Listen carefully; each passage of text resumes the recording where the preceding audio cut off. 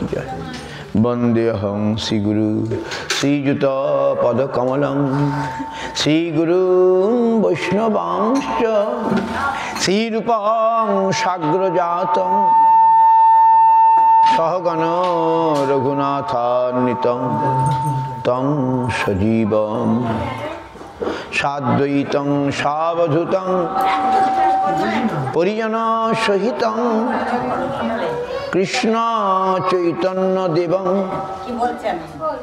শ্রী রাধা কৃষ্ণ পাদান সহগণ ললিতা শ্রী বিশাখান্বিতাংশ্চ।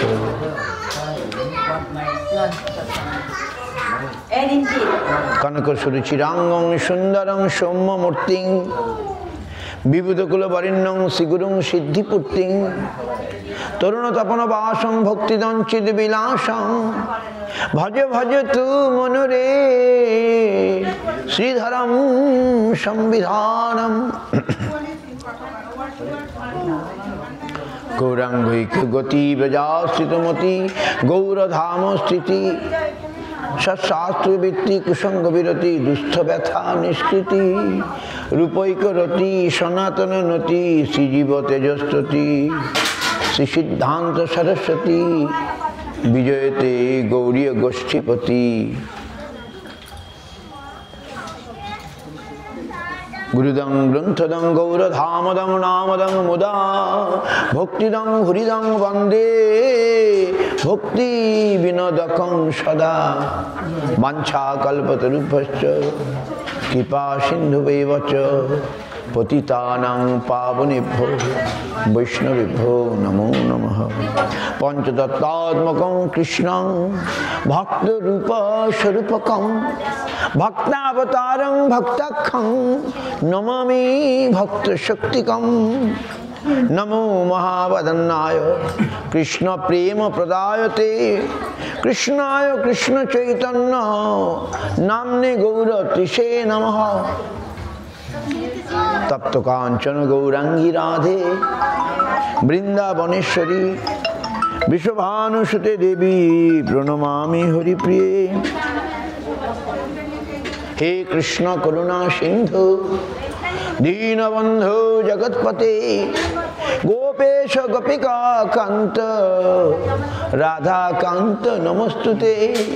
ভক্তাবিহীনা অপরাধ লক্ষ্যই ক্ষিপ্তাশ্চ কামাদি তরঙ্গ মধ্যে কৃপাময়ী তাং শরণাং প্রপন্না বৃন্দে নমস্তে চরণারবিন্দম। অথ নত্তমন্ত্র গুরুন গুরুন ভাগবতার্থদান বেশান জগদ্গুরু নত্বা তত জয় মুদিরয়ে। জয় সপরিকর শিশি গুরু গৌরাঙ্গ গান্ধর্বা গোবিন্দ সুন্দর পাদ পদ্মানাং জয়স্তু। শ্রীকৃষ্ণ চৈতন্য প্রভু নিত্যানন্দ শ্রী অদ্বৈত গদাধর শিবাসাদি শ্রী গৌর ভক্তবৃন্দ। হরে কৃষ্ণ কৃষ্ণ কৃষ্ণ হরে হরে হরে রাম রাম রাম হরে হরে। জয় গৌর ভক্তগণ গৌর যার প্রাণ সব ভক্ত মিলি মোরে ভক্তি দেহ দান। গুরু বৈষ্ণব ভগবান তিনির স্মরণে হয় সর্ববিঘ্ন বিনাশন।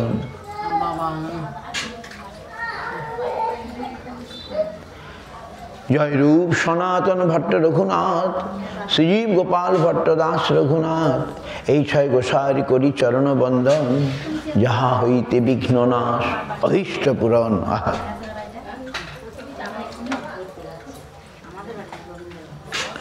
দুর্গমে প্রতিমে অন্ধস্খলৎ পাদগতের মোহ শক্তিপা যষ্টিদানেন সন্ত সন্ত অবলম্বনম। মোর মাথে পদধরি করহ প্রসাদ নির্বিঘ্নে চৈতন্য পাও করো আশীর্বাদ। সংসার দুঃখ জলধু পতিতস্য কাম ক্রোধাদি নক্রমকরৈ কবলিকিতস্য দুর্বাসনা নিগরিতস্য নিরাশ্রয়স্য চৈতন্য চন্দ্র মম দেহি পদাবলম্বনম। সংসার সিন্ধু তরণী হৃদয় যদি সাত সংকীর্তনামৃত রসে রমতে মনুষ্যের প্রেমাম্বুধ বিহরণে যদি চিত্তবৃত্তি চৈতন্য চন্দ্র চরণে শরণং প্রজাতু চৈতন্য চন্দ্র চরণে শরণং প্রজাতু। বন্দে নন্দ বজ স্ত্রীণাং পাদরণম অভিক্ষ্ণশ যাসাং হরিকথোদ্গীতং পুনাতি ভুবনত্রয়ম পুনাতি ভুবনত্রয়ম।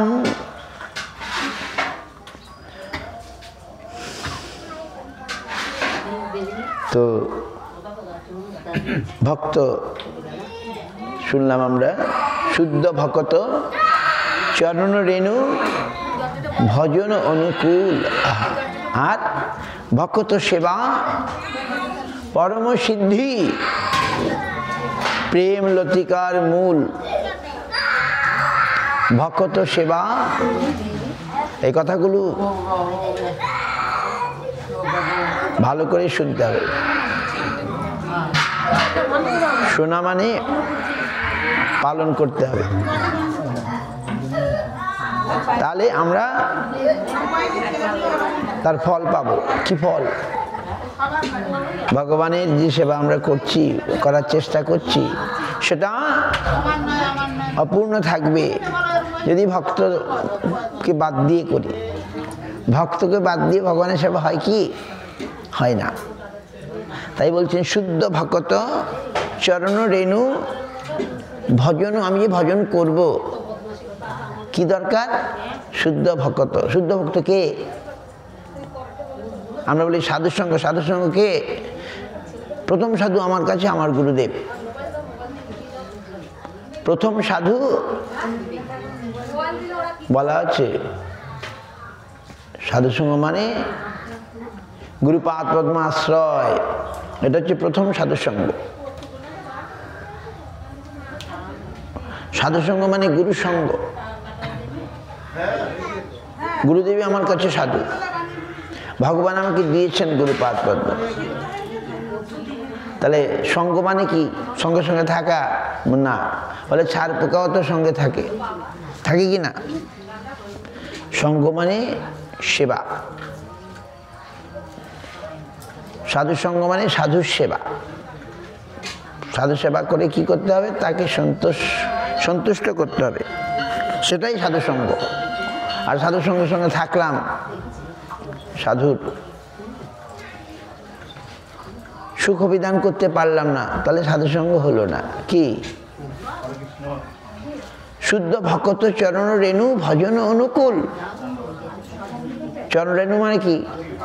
মানে তার কৃপা, তার প্রসাদ। শুদ্ধ ভক্তির চরণ মানে শুদ্ধ ভক্তির প্রসাদ যদি আমি পাই, চরণ রেণু মানে তার কৃপা যদি পাই, সেটি ভজনের অনুকূল হবে। আমি কি করতে চাই? আমি ভজন করতে চাই, গোবিন্দের ভজন করতে চাই, গৌরাঙ্গের ভজন করতে চাই, গৌর গদাধরের ভজন করতে চাই। আমি করতে পারবো না যতক্ষণ না তার ভক্তির সঙ্গ হয়েছে। আমার ভক্তের সঙ্গ হলেই আমার ভজনের দ্বার খুলে গেল। আমি যে আজ এখানে এসছি, আমি কি করে আসলাম? গুরুপাদ পদ্মে এসছিলাম বলে,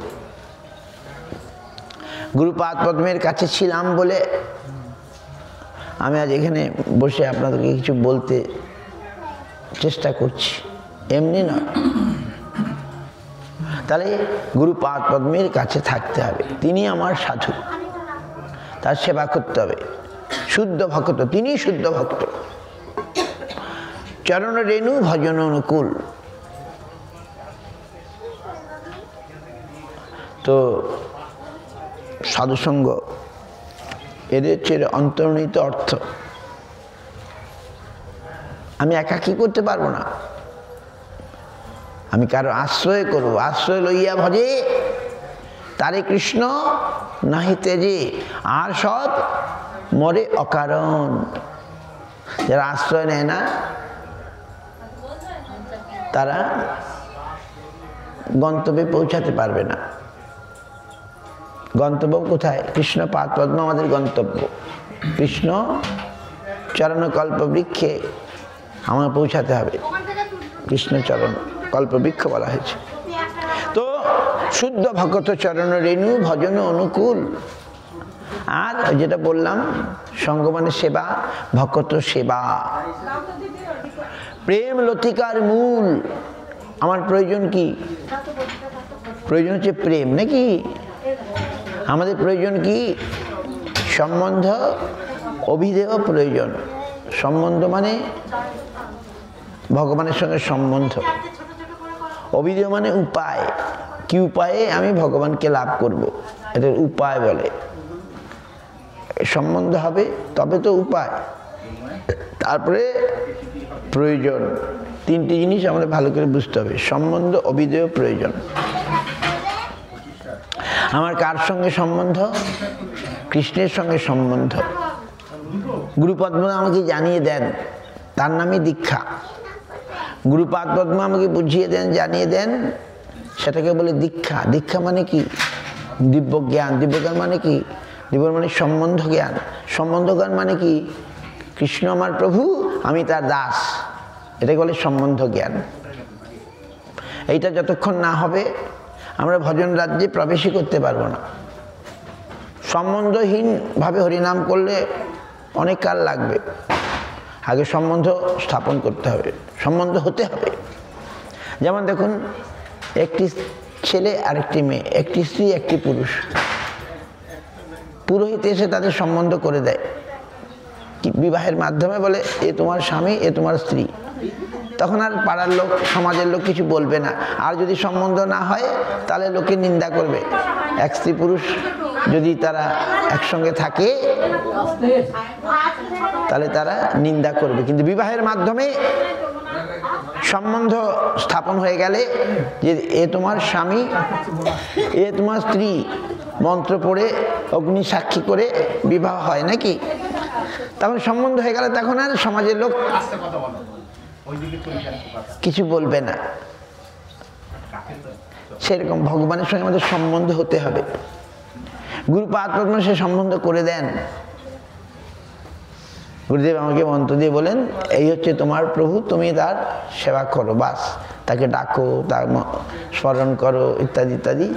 সম্বন্ধ হয়ে গেলে বাস। সম্বন্ধ না থাকলে, যেমন এই যে লাইট জ্বলছে, লাইটটার কানেকশন কোথায় আছে? পাওয়ার হাউসের সঙ্গে কানেকশন আছে, তবে লাইট জ্বলছে।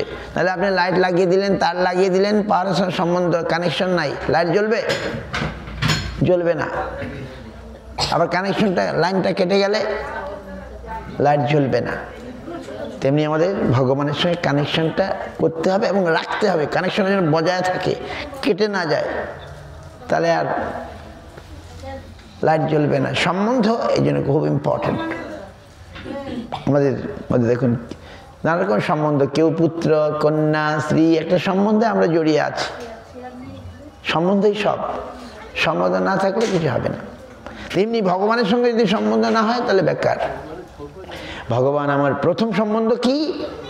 তিনি আমার প্রভু, আমি তার দাস। এটাই তো সাধারণ প্রাথমিক। তারপরে আর উন্নত সম্বন্ধ আছে, এগুলো আপনারা বুঝবেন না। দাস্য, সখ্য, বাৎসল্য, মধু, এগুলো এখন বুঝবেন না। আগে দাস হওয়া যোগ। আমি যেন দাস হতে পারি ভগবানের। হে প্রভু, তুমি আমার প্রভু, আমি তোমার দাস। এটি ভালো করে বুঝতে হয়, তার দাসত্ব করতে হবে। আমরা করছি কি?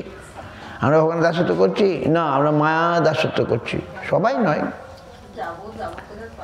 মায়ার দাসত্ব করছি। মায়া মানে কি? ভগবানেরই বহিরঙ্গা শক্তি। এই মায়াময় সংসার সাজিয়ে রেখেছেন, আমাদেরকে ভুলিয়ে রাখছেন, পুতুল টুতুল দিয়ে ভুলিয়ে রাখছেন। আমরাও তাতে ভুলে গেছি, বাহ, ভগবানকে ভুলে গেছি। আর সেটি আমাদের দুঃখের কারণ। কৃষ্ণ ভুলি যেই জীব অনাদি বহির্মুখ, অত মায়া তারে দেয় সংসার আদি দুঃখ। কভু স্বর্গে, কভু নর্তে, নরকে বা কভু, কভু দেব, কভু দৈত্য, কভু দাস প্রভু, কভু দুঃখী, কভু সুখী, কভু কীট ক্ষুদ্র। এইভাবে আমাদের গতাগতি করতে হচ্ছে, বুঝতে পারছেন? এইরূপে সংসার ভূমিতে কোনো জন সাধু সঙ্গে নিজ তত্ত্ব অবগত হন। নিজ তত্ত্ব কি? আমি কৃষ্ণের দাস, কৃষ্ণ আমার প্রভু, এটা হচ্ছে নিজ তত্ত্ব। আমি হচ্ছে আত্মা, আমি এই দেহটা পেয়েছি, আমি পরমাত্মার অংশ, এটা নিজ তত্ত্ব। আমি তার দাস, আমি ক্ষুদ্র, তিনি বৃহৎ, আমি তার সেবা করব, তিনি আমার প্রভু, তিনি সেবা গ্রহণ করবেন, এটা নিজ তত্ত্ব। নিজ তত্ত্ব জানি আর সংসার না চায়, কেন বা ভজিনু মায়া করে হায় হায়। কেঁদে বলে হে কৃষ্ণ আমি তব দাস, তোমার চরণ ছাড়ি হইল সর্বনাশ।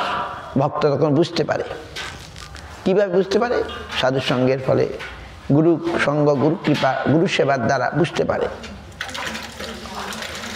কেঁদে বলে ও হে কৃষ্ণ আমি তব দাস, তোমার চরণ ছাড়ি হইল সর্বনাশ। কাকুতি করিয়া যদি ডাকে একবার, মায়া বন্ধ হতে কৃষ্ণ তারে করেন উদ্ধার। মায়ের পিছনে ফেলি কৃষ্ণ পানে যায়, ভজিতে ভজিতে কৃষ্ণ পাদ পদ্ম পায়। আমরা যদি কৃষ্ণ পদ্ম না পাই তাহলে আমাদের জীবনটা বৃথা হয়ে গেল। দুঃখই তার উদর কোন ফল। এই পৃথিবীতে আসা যাওয়া আর কৃষ্ণ না ভজলে দুঃখই হবে প্রাপ্তি। বুঝতে পারছেন? যেটা আমরা এখন পাচ্ছি। কিন্তু যখন আমরা বুঝতে পারি মায়ের পিছনে ফেলি কৃষ্ণ পানে চায়, ভজিতে ভজিতে কৃষ্ণ পাদ পদ্ম পায়। কৃষ্ণ তারে দেন নিজ চিৎশক্তির বল, মায়া আকর্ষণ ছাড়ে হইয়া দুর্বল। কৃষ্ণ তখন তাকে চিৎশক্তি, তার চিৎশক্তি মানে কি? কৃষ্ণের তিনটে শক্তি। একটা হচ্ছে আমরা হচ্ছে কৃষ্ণের তটস্থা শক্তি, আমরা তটস্থা শক্তি, মায়া বহিরঙ্গা শক্তি। আর অন্তরঙ্গা চিৎশক্তি, কৃষ্ণের অন্তরঙ্গা শক্তির নাম চিৎশক্তি, আর বহিরঙ্গা শক্তির নাম মায়া। আর আমরা তটস্থ মানে মার্জিনাল, মাঝামাঝি অবস্থায় আছি। আমরাও ভগবান কৃষ্ণের শক্তি, কৃষ্ণ বিনা কিছু নাই। আর আমরা কৃষ্ণকে মানব না, জেদ করে বসে আছি, কৃষ্ণকে মানব না। দেখি তখন মায়ের লাথি খাও, কৃষ্ণকে মানবে না, মায়ের লাথি খেতে হবে। তো কি হলে তখন কৃষ্ণের দিকে যখন আমি উন্মুখ হব, কৃষ্ণ তখন আমার দিকে এগিয়ে আসবেন। আমি যদি কৃষ্ণের দিকে 1 পা এগিয়ে যাই, কৃষ্ণ আমার দিকে 10 পা এগিয়ে আসবেন। আমার কথা নয়, আজকে যেদিন যে কথা আমি বলবো বলে এসছি, আজকে বলেন গীতা জয়ন্তী। আমি আগে শুনিনি, এখন শুনতে পাচ্ছি, বেশ কয়েক বছর ধরে শুনছি। এই মুখ্যতা একাদশী আজকে দিনে গীতা প্রকাশ হয়েছিল। ভগবান গীতা বলেছিলেন কাকে? অর্জুনকে, তার উপদেশ বাণী শুনিয়েছিলেন। তাই আজকে দিনে গীতা জয়ন্তী বলা হয়। গীতা জয়ন্তী মানে আবির্ভাব, জয়ন্তী মানে গীতার আবির্ভাব হয়েছিল। তো শ্রীমদ্ ভাগবত গীতা আজ সকালে আমরা আলোচনা করেছি, আরো আছে আলোচনা। শ্রীমদ্ ভাগবত গীতা আমাদের এই কথাটা বলছেন। কি বলছেন? যে আমার দিকে 1 পা এগিয়ে যায়, আমি তার দিকে 10 পা এগিয়ে যাই। কোন শ্লোকে? তেষাং শতযুক্তানাং ভজতাং প্রীতিপূর্বকম দদামি বুদ্ধিযোগং তং যেন মাম উপযান্তি তে। তেষাং শতযুক্তানাং, যারা সতত সবসময় আমার প্রতি ভক্তি করে, আমার ভজনা করে, আমার চিন্তা করে, প্রীতিপূর্বকম আদরের সঙ্গে যারা আমার ভজনা করে, আমি তাদেরকে কি দিই? বুদ্ধি যোগ দিই, তাদের মাথায় আমি বুদ্ধি ঢুকিয়ে দিই। কি বুদ্ধি? যে বুদ্ধির দ্বারা তারা আমাকে পেতে পারে। বলে একটা চোরের বুদ্ধিও ভগবান দেন। কেন? চোর তো চুরি করতে চায়, তো চুরি করার যে বুদ্ধি, চুরি করার যে শক্তি ভগবানই দেন, যেহেতু চায়। আর আমরা যদি ভগবানকে চাই, যে ভগবানকে পাওয়ার বুদ্ধি দিয়েও তিনি দিয়ে দেবেন। দাদামি বুদ্ধি যোগাং। কৃষ্ণ নিজে বলেছেন, কাদেরকে দিই? সবকে দিয়ে নিতে। আমাকে যে প্রীতিপূর্বক ভজনা করে, ভজতাং প্রীতিপূর্বকম, আদরের সঙ্গে। আহা, এটা সত্যি, গল্প নয়, ভগবান নিজের কথা। শ্রীমদ্ ভাগবত গীতায় 10ম অধ্যায় 9 নম্বর শ্লোক। গীতার কথা তো আজ আলোচনা করবো বলছিলাম। গীতার 4টি, অনেক কথা। গীতার 1 ঘন্টা 8 ঘন্টা তো হয় না, গীতার অনেক কথা আছে। যাকে বিশেষ কিছু শ্লোক আমি আলোচনা করব।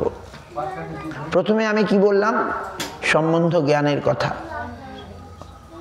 যে আমরা কি করে এই সংসার মায়াবন্ধন কাটিয়ে ভগবানের পাদ পদ্মের যেতে পারবো, ভগবানের সেবা করতে পারবো, কি করে আমার ভগবত প্রেম উদয় হবে, সেটি আমাদের বুঝতে হবে। আমাদের সমস্ত কথার মধ্যে যদি এই কথা না বুঝি, অনেক কথা শুনেও আমাদের কিছু লাভ হবে না।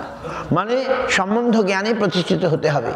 সম্বন্ধ হওয়ার পরে অভিধেয়, অভিধেয় মানে উপায়, কি করে ভগবানের কাছে পাবো।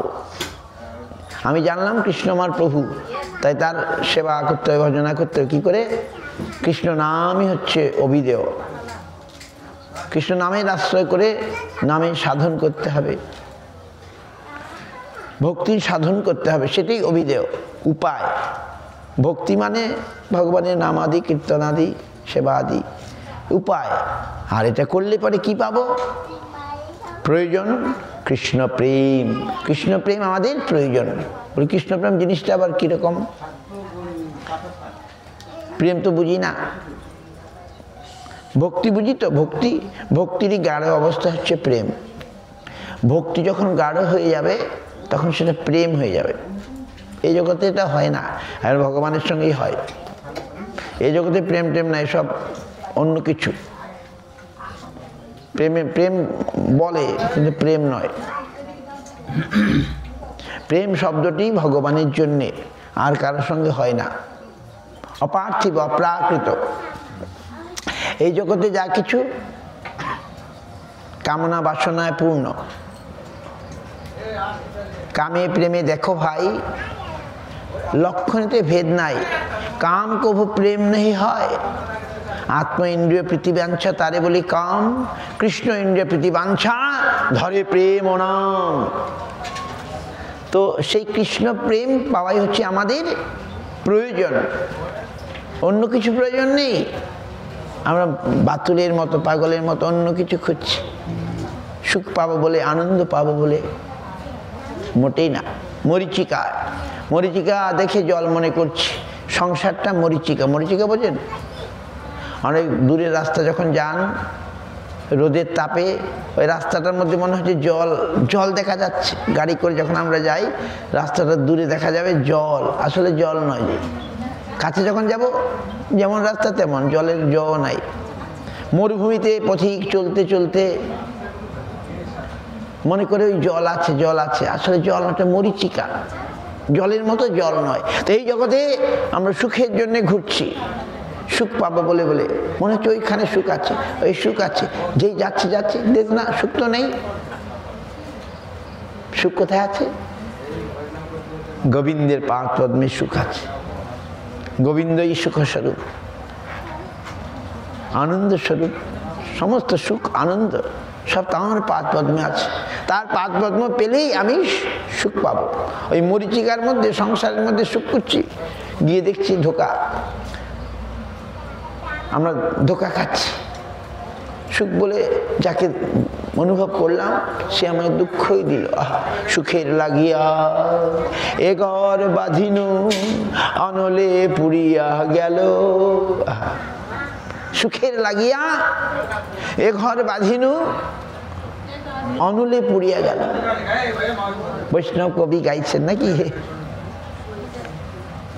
তো কিন্তু আমরা জেনেছি ভগবান কৃষ্ণ হচ্ছেন সচ্চিদানন্দময় বিগ্রহ, অনাদিরাদি গোবিন্দ, সর্বকারণ কারণম। আমাদেরকে সেই কথা জানানোর জন্যে কৃষ্ণই আবার এসছেন কোথায়? এই নবদ্বীপে, আপনাদের নবদ্বীপে, আমাদের নবদ্বীপে। ভগবান কৃষ্ণই আবার ভক্ত রূপে এসছেন, ভগবান গৌর রূপে এসছেন, ভগবান গোবিন্দ আজ গৌরাঙ্গ রূপে এসছেন এই নবদ্বীপে। আহা, তার শক্তি গদাধরকে আদি, তার পার্শ্বদ আদিকে নিয়ে এসছেন তিনি। আহা, সাঙ্গ পাঙ্গ অস্ত্র সঙ্গে নিয়ে ভগবান এসছেন। এটাই আমাদের সবচেয়ে বড় প্রাপ্তি। আমরা কৃষ্ণকে পেয়েছি এখানে, অতি কাছে পেয়েছি। কি রূপে? গৌরাঙ্গ রূপে পেয়েছি কৃষ্ণকে। কৃষ্ণ আজ গৌরাঙ্গ রূপে এসছেন নবদ্বীপে। আহা, আমাদেরকে কৃষ্ণ জানাবার জন্যে, আমরা তো কৃষ্ণকে জানতে পারবো না, অসম্ভব। জীব, মায়াবদ্ধ জীব কৃষ্ণকে জানতে পারে? অসম্ভব। তাই ভগবান জীবকে মায়া থেকে উদ্ধার করে কৃষ্ণ পাদ পদ্মে নিয়ে যাবার জন্য আজ কৃষ্ণই গৌরাঙ্গ রূপে এসছেন। বুঝতে পারছেন? এসে আমাদের দ্বারে দ্বারে এসছেন, ঘরে ঘরে যাচ্ছেন। জীব জাগো, জীব জাগো, গোরা চাঁদ বলে, কত নিদ্রা যাও মায়া পিশাচির কোলে। জীব জাগো, জীব জাগো, আমাদের জাগানোর জন্য তিনি এনেছি ঔষধি মায়া, নাসিবার লাগি হরিনাম মহামন্ত্র লও তুমি মাগি। মহাপ্রভু দাঁড়ে দাঁড়ে এসেছেন, ভিখারির বেশে, আজ কাঙ্গাল বেশে এসছেন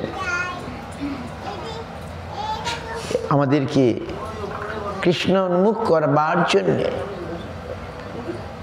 আজ দেখুন মহাপ্রভুর করুণায় সারা পৃথিবীর কত ভাগ্যবান জীব ছুটে এসছে কিনা, তার গল্প নয়, তারা ছুটে এসছে, জানতে এসছে, বুঝতে এসছে। আহা, যখন আমাদের গুরু মহারাজ ছিলেন 1988 সালে তিনি চলে গেছেন, তখন একজন রাশিয়ান ভক্ত আসে নাই। রাশিয়ান, আমেরিকা, ইউরোপ, অন্যান্য দেশ হরিনাম পেয়ে গেছিল, কিন্তু 88 সালেও গুরু পাদ পদ্মে আসে নাই। 1977 আমাদের অভিনয় গুরু পাদ পদ্ম বিষ্ণুপ্রসাদ ভক্তি বেদান্ত স্বামী গোস্বামী মহারাজ বিদেশে গিয়ে, রাশিয়াতেও গিয়েছিলেন, তখন একজনও ভক্ত হয় নাই রাশিয়াতে। আজকে রাশিয়াতে সবচেয়ে বেশি ভক্ত, অন্যান্য জায়গার চেয়ে আমেরিকা, ইউরোপ, অন্যান্য দেশ মহাদেশের চেয়ে সবচেয়ে বেশি রাশিয়া। কখন কোথায় কি হবে কে বলতে পারে বলুন? রাশিয়া আজ, অথচ সরকার স্ট্রিক্ট, রাস্তাঘাটে এখন আর করা যাবে না, মাঝে করা গিয়েছিল, আগে তো একদম করা যেত না। কমিউনিস্ট রাশিয়া ছিল, করলেই শ্রীঘরে যেতে হতো। কেউ যদি হরিনাম করতো, ভক্তি হরিনাম, কত ভক্তদেরকে ওরা জেলে নিয়ে গেছে, কত জেলে কত ভক্তের জন্ম হয়েছে, এগুলো ঘটনা, ইতিহাস, বই আছে। এখন একটা বই পাওয়া যায়, সল্টেড ব্রেড, ইংরেজিতে সল্টেড ব্রেড, বাংলায় বলে, আমি কিনেছি বইটি, সল্টেড ব্রেড। এক ভক্তকে, রাশিয়ার এক ভক্তকে, তার কোনো দোষ নাই, দোষ সে বৈষ্ণব হয়েছে, তাকে ধরে নিয়ে গেছে। লিডার, লিডারকেই তো ধরে, যে লিডারকে যদি জব্দ করে অন্যগুলো আর পালিয়ে যাবে, তাই না? সে লিডার, এক ভক্ত। ওই সল্টেড ব্রেড গল্পটার বলছি, সত্যি ঘটনা, গল্প নয়। রাশিয়ার এক ভক্ত, আমার কাছে বইটা আছে, দেখতে হবে।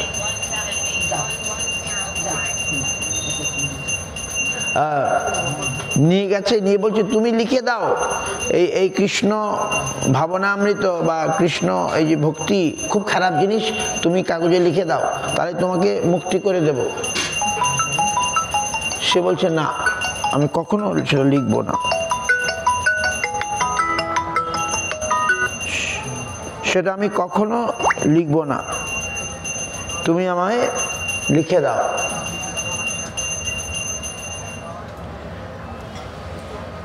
তাহলে তোমাকে আর বেশি কঠোর মানে জেলে পাঠিয়ে দেবো। রাশিয়া তো ঠান্ডা, ওখানে গরম জল ছাড়া চলবে না, হিটার ছাড়া চলবে না, আমাদের মতো না। সে বলছে না, যতই কষ্ট দাও না কেন আমি কখনো এটা লিখে দেব না। তখন তাকে এক জেল থেকে আরেক জেলে নিয়ে গেল, আর খেতে দিত তো ওদের তো মাংসই ওদের মেন খাবার। আমাদের যেমন ভাত খায়, ওদের ওখানে মাংসটাই মেন আহার। রাশিয়ায়, আমেরিকা, বিদেশে মাংসই মেন আহার। মাংস খেলে শরীর গরম হবে, ওটাই ওদের আহার। আর সে তো বৈষ্ণব হয়ে গেছে, সে আর মাংস খায় না। ওরা মাংস দেয় আর কি দেয়, ব্রেড মানে রুটি, মানে কি বলে পাউরুটি, পাউরুটি আর মাংস তরকারি, মাংস। সে মাংস খাবেই না। সে 7 বছর একটা ভক্ত, রাশিয়ান ভক্ত, খালি পাউরুটি খেয়ে থেকেছে। পাউরুটি তো খালি খাওয়া যায় না, একটু নুন হলে ভালো হয়, একটু লবণ আর পাউরুটি 7 বছর খেয়েছে। সত্যি ঘটনা বলছি। সে ওই মাংস তরকারি কখনো খায় নাই, অথচ ওইটাই মেন খাবার। তারপরে 7 বছর জেলে যাবার পরে তখন তাদের কি মতিগত দেশের অবস্থা, বলে এবারে ওকে ছেড়ে দেওয়া হোক। যেমন অনেকদিন ভোগে ভোগে তারপরে শাস্তি হয়ে গেল, এবার ছেড়ে দাও, জামিন হয়ে যায় নাকি আমাদের যেমন হচ্ছে। 7 বছর পর যেদিন ওর জেল মুক্তি হবে, সেদিন সকালে ও কি করেছে শুনুন। স্নান টান করে, তিলক তো আর নাই, কিছু একটা দিয়ে তিলক করেছে শরীরে, কিছু একটা মার্ক দিয়ে শরীরে তিলক করেছে। যেদিন তার জেল মুক্তি হবে, তিলক করে হরিনাম করছে, কি করছে বা জপ করছে, বাস ওই দিনই ওর দেহ, সে দেহটা ছেড়ে দিল। সেই ভক্তটির নাম আমার মনে পড়ছে না, বলতে পারে, রাশিয়ান ভক্ত। সেই দিনই সার সেই দেহটাকে ছেড়ে সে ভগবানের পাদ পদ্মে চলে গেল, তার প্রকৃতই মুক্তি হয়ে গেল। ওই সল্টেড ব্রেড, সল্টের মানে সল্ট মানে লবণ, লবণ লবণাক্ত রুটি, লবণ দিয়ে রুটি 7 বছর সে খেয়েছিল। বইটার নামই দিয়েছে সল্টেড ব্রেড, পাওয়া যায় ওই মায়াপুরে, আমার কাছে আছে, দেখতে হবে, আপনারা পড়তে পারেন। কত মানে করুণ কাহিনী। রাশিয়ার জেলে ওদেরকে, এরা বলতো এদের মাথা খারাপ হয়ে গেছে, এরা বৈষ্ণব হয়েছে মানে এদের মাথা খারাপ হয়ে গেছে, এদেরকে কারাগারে পৌঁছে দাও, সংসারে না অন্য লোককে পাগল করে দেবে, মাথা খারাপ করে দেবে এরা। এইভাবে তারা কন্ট্রোল করতে চাইছে রাশিয়ায়, কিন্তু কন্ট্রোল করতে পেরেছে কি না। কমিউনিজমের পতন হয়ে গেছে 1995 সালে কমিউনিস্ট সরকার পতন হয়ে গেছে। এখন আর বাধা নাই, রাশিয়াতে হরিনাম করতে বাধা নাই, এখন ঘরে ঘরে হরিনাম হচ্ছে। আগে ঘরের মধ্যে যদি হরিনাম করতো, তাদের গুপ্তচর এসে তাকে ধরে নিয়ে যেত। এরকম কত ভক্তকে নিয়ে গেছে। জন্মাষ্টমী উৎসব তারা রাশিয়ায় করছে, আর পুলিশ এসে তাদেরকে ধরে সব লণ্ডভণ্ড করে তাদেরকে ধরে জেলে নিয়ে গেছে, এরকম। তারপরে সে কমিউনিজমের পতন হয়েছে, কমিউনিস্ট সরকারের পতন হয়েছিল 1995 সালে। এখন আর বাধা নাই, এখন ধর্ম করতে রাশিয়ায় বাধা নাই। কিন্তু তবু একটু সরকার অন্যান্য ধর্মাবলম্বী, খ্রিস্টান ধর্মাবলম্বী, তারা দেখছে আরে বৈষ্ণবরা তো বেড়ে যাচ্ছে, তারা সরকারের উপরে চাপ সৃষ্টি করছে। এখন আবার সরকার, আমরা গেছি রাস্তার মধ্যে নগর সংকীর্তন করেছি, ওদের যে রাজভবন বলে, রাজভবনের সামনে আমরা কীর্তন করেছি, কিন্তু এখন আর করা যাবে না। এখন আবার ওই খ্রিস্টান ধর্মাবলম্বীরা তারা আবার বলছে কেন তারা এত বেড়ে যাবে, ওদিকে তো বাড়তে দেওয়া যাবে না, বুঝতে পারছেন। এখন আর বাইরে করতে গেলেই পারমিশন নিতে হবে। আমরা তো করি, আমাদের দেশে কোনো অসুবিধা নাই। ওইখানে নগর সংকীর্তন করতে গেলে শহরে, আমি গিয়েছিলাম ভয়ে ভয়ে, সে জঙ্গলে গিয়ে হরিনাম করেছি। ওই রাশিয়া গিয়েছিলাম, নগর সংকীর্তন না করলে ভালো লাগে, কিন্তু রাস্তায় করা যাবে না, করলে অ্যারেস্ট করে দেবে। তো আমরা কি করলাম, পাশেই জঙ্গল আছে, নদী আছে, জঙ্গল আছে, ওই জঙ্গলের মধ্যে খোল করতাল ভক্তরা নিয়ে আমরা জঙ্গলের মধ্যে গিয়ে বললাম এটা ঝাড়খণ্ড। আমরা ঝাড়খণ্ডের জঙ্গলে হরিনাম করলাম, শাল বন, বড় বড় শালের বন রাশিয়ায়। তো কৃষ্ণ ভক্তি দেখুন আজ সারা পৃথিবীতে পৌঁছে গেছে, মহাপ্রভুর কথা আজ সারা পৃথিবীতে পৌঁছে গেছে। দেখুন আপনাদের সামনে কোথাকার লোক, তারা রাশিয়ার লোক, তারা হরিনাম করছে, অন্যকে করতে উৎসাহিত করছে। আমি তো দেখি কীর্তন ওখানে রাশিয়াকে আপনার মোবাইলে তো দেখতে পান নাকি, আমি দেখে অবাক হয়ে যাই, এত বড় বড় প্যান্ডেল, এত বড় বড় প্যান্ডেল, আর কি কীর্তন, আর কি উন্মাদনা। আমি দেখে বলছি এইটা ভারত নয়, এইটা রাশিয়ার, এখন যেখানে যুদ্ধ হচ্ছে ইউক্রেনের একটা প্যান্ডেল, সংকীর্তন, হাজার লক্ষ লোক কীর্তনে পাগলের মতো কীর্তন করছে, হরে কৃষ্ণ কৃষ্ণ কৃষ্ণ হরে হরে, হরে রাম রাম রাম হরে হরে, হরে কৃষ্ণ কৃষ্ণ কৃষ্ণ হরে হরে, হরে রাম রাম রাম হরে হরে, হরে কৃষ্ণ কৃষ্ণ কৃষ্ণ হরে হরে, হরে রাম রাম রাম হরে হরে।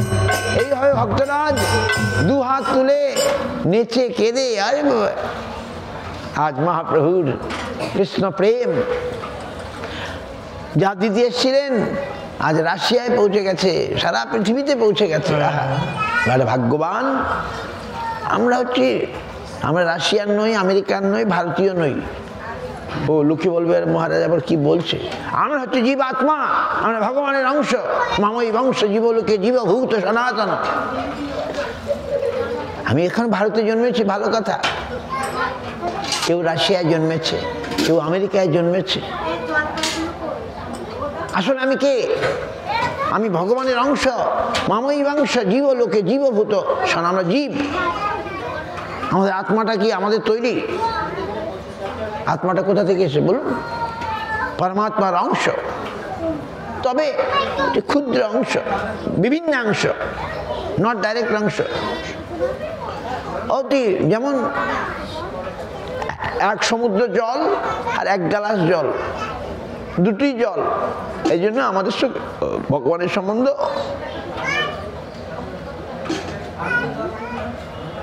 কি বলে, ভেদাভেদ, ভেদাভেদ সম্বন্ধ, ভেদাভেদ সম্পর্ক, ভেদ অভেদ। ভেদ মানে ভগবান কৃষ্ণ বিরাট বৃহৎ আর আমি ক্ষুদ্র, আমি ছোট্ট, একটা স্ফুলিঙ্গ আর একটা বিরাট অগ্নিস্তূপ। তাহলে এই হচ্ছে আমাদের। এখন আমি ভারতে জন্মেছি, উল্টা কিছু হলে আমার হয়তো কালকে আমি হয়তো লন্ডনে জন্ম নেব, লন্ডনের চিন্তা করতে করতে মরলে লন্ডনে জন্ম হবে, তাই তো? আমার আত্মা ওখানে জন্মাতে পারে, এরকম হয়েছে, ঘটনা হয়েছে। আসলে ভালো করে বুঝতে হবে যে আমি কে। আমি ভগবানের অংশ, জীবাত্মা, পরমাত্মা আর জীবাত্মা অভেদ। কেন? তিনিও চেতন, আমিও চেতন, এই জন্য অভেদ। আর ভেদ কোথায়? না তিনি বৃহৎ, আমি ক্ষুদ্র। যেমন জল, এক গ্লাস জল, অগ্নি, দেখতে তো একই জিনিস। যেমন সূর্য আর সূর্য কিরণ, বুঝতে পারছেন? সূর্য কিরণটা কত বড় সূর্য, বাপরে বাপ।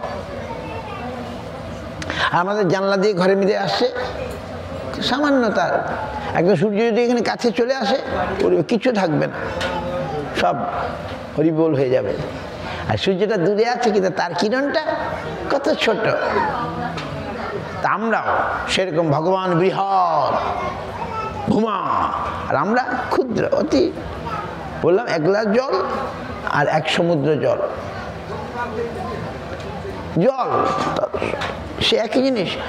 তেমনি তিনিও চেতন, ভগবানও চেতন, আমরাও চেতন।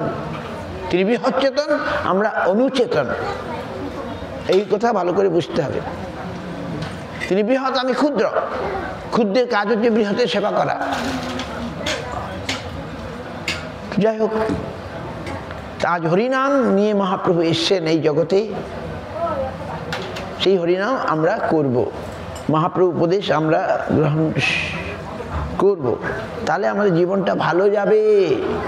হরিনাম আদি ভক্তিময় জীবন যাপন করলে কি হবে? এই জীবনটাই ভালো যাবে। আমরা তো ভালো চাই, বলুন, আমরা প্রত্যেকে ভালো চাই। যেমন ব্যাধি হলে কোথায় যাই? ডাক্তারের কাছে যাই, ডাক্তার ওষুধ দেয়, বলে দেয় পথ্য এটা খাবে ওটা খাবে না। তেমনি আমাদের যে ভবরোগ পেয়ে বসছে বা জন্ম জন্মান্তর ধরে আমরা যে ভবব্যাধিতে ভুগছি, সেটার থেকে ডাক্তারের কাছে যেতে হবে। কোন ডাক্তার? সাধু, গুরু, বৈদ্য, তাদের কাছে যেতে হবে। তাদের কাছে গিয়ে তাদের উপদেশ শুনতে হবে। ভগবান আজ ভক্তরূপে এসছেন, বৈদ্যরূপে এসছেন। কৃষ্ণ আজ গৌরাঙ্গ রূপে এসে আমাদেরকে উপদেশ দিয়ে গেলেন। সেই উপদেশ যেটা বলা দেশ বিদেশের লোক নিচ্ছে। এইরকম উপদেশ তারা আর কোথাও পায়নি, কোনো বইতে নাই, কোনো শাস্ত্রে নাই। মহাপ্রভু যা দিয়েছেন এটা হচ্ছে সর্বোত্তম। বাস, এই যুগের জন্যে তার আগমন, এই যুগের অবতার, যুগাবতার। গৌর হরি, গৌরাঙ্গ হরি, গোবিন্দ হরি। আজ তিনি এসছেন আমাদের দ্বারে দ্বারে। আমরা তাকে বোঝার চেষ্টা করব। ভারত ভূমিতে হইল মনুষ্য জন্ম যার, জন্ম সার্থক করি কর পরোপকার। মানে কি? ভারতবর্ষ পুণ্যভূমি। ভারতের সংস্কৃতি হচ্ছে আধ্যাত্মিক সংস্কৃতি, জড় সংস্কৃতি নয়, পারমার্থিক সংস্কৃতি। ভারতের উপনিষদে যে রত্ন আছে তাতে পৃথিবীর সমস্ত ক্ষুধাকে মিটিয়ে দিতে পারে, ভারতের 1 কণা কমবে না। এটা আমি বলছি না, জার্মান ফিলোসফার ম্যাক্স মুলার বলছেন। ভারতের উপনিষদে যে রত্ন আছে, মানে এত নাত্র অমৃত আছে, সমস্ত ক্ষুধা মিটিয়ে দেবে সারা পৃথিবীর। এইরকম গীতা একটা উপনিষদ। আজ যে যার কথা, আজ যার আবির্ভাব, গীতা, শ্রীমদ্ ভাগবত গীতা আপনারা পড়েছেন কি পড়েননি? পড়বেন বা কারো থেকে কাউকে দিয়ে পড়িয়ে শুনবেন। আমরা পড়ে হয়তো সবসময় বুঝতে পারবো না।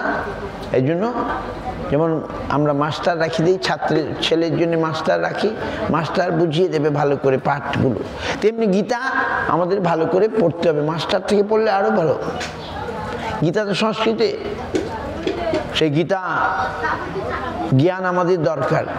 গীতা জ্ঞানের দ্বারা আমরা কৃষ্ণকে বুঝতে পারবো, কৃষ্ণে বিশ্বাস আসবে, ভগবানের বিশ্বাস আসবে।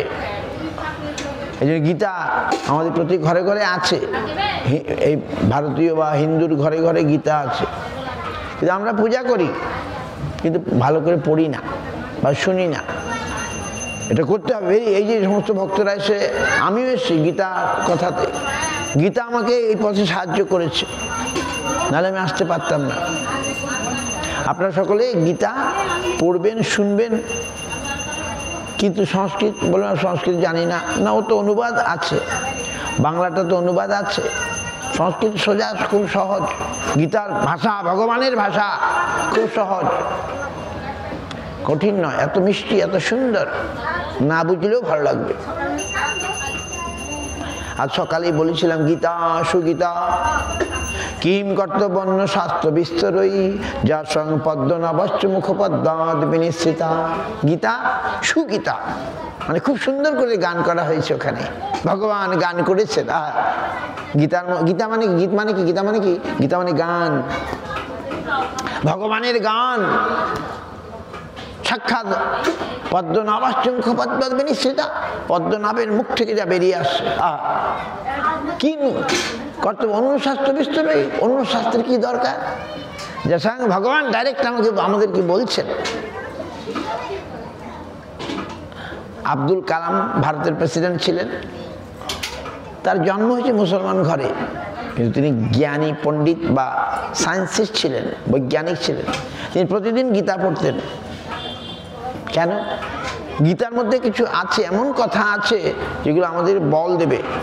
বলেন, আমাদের গুরু মহারাজ বলতেন নাস্তিকেরও গীতা পড়া দরকার।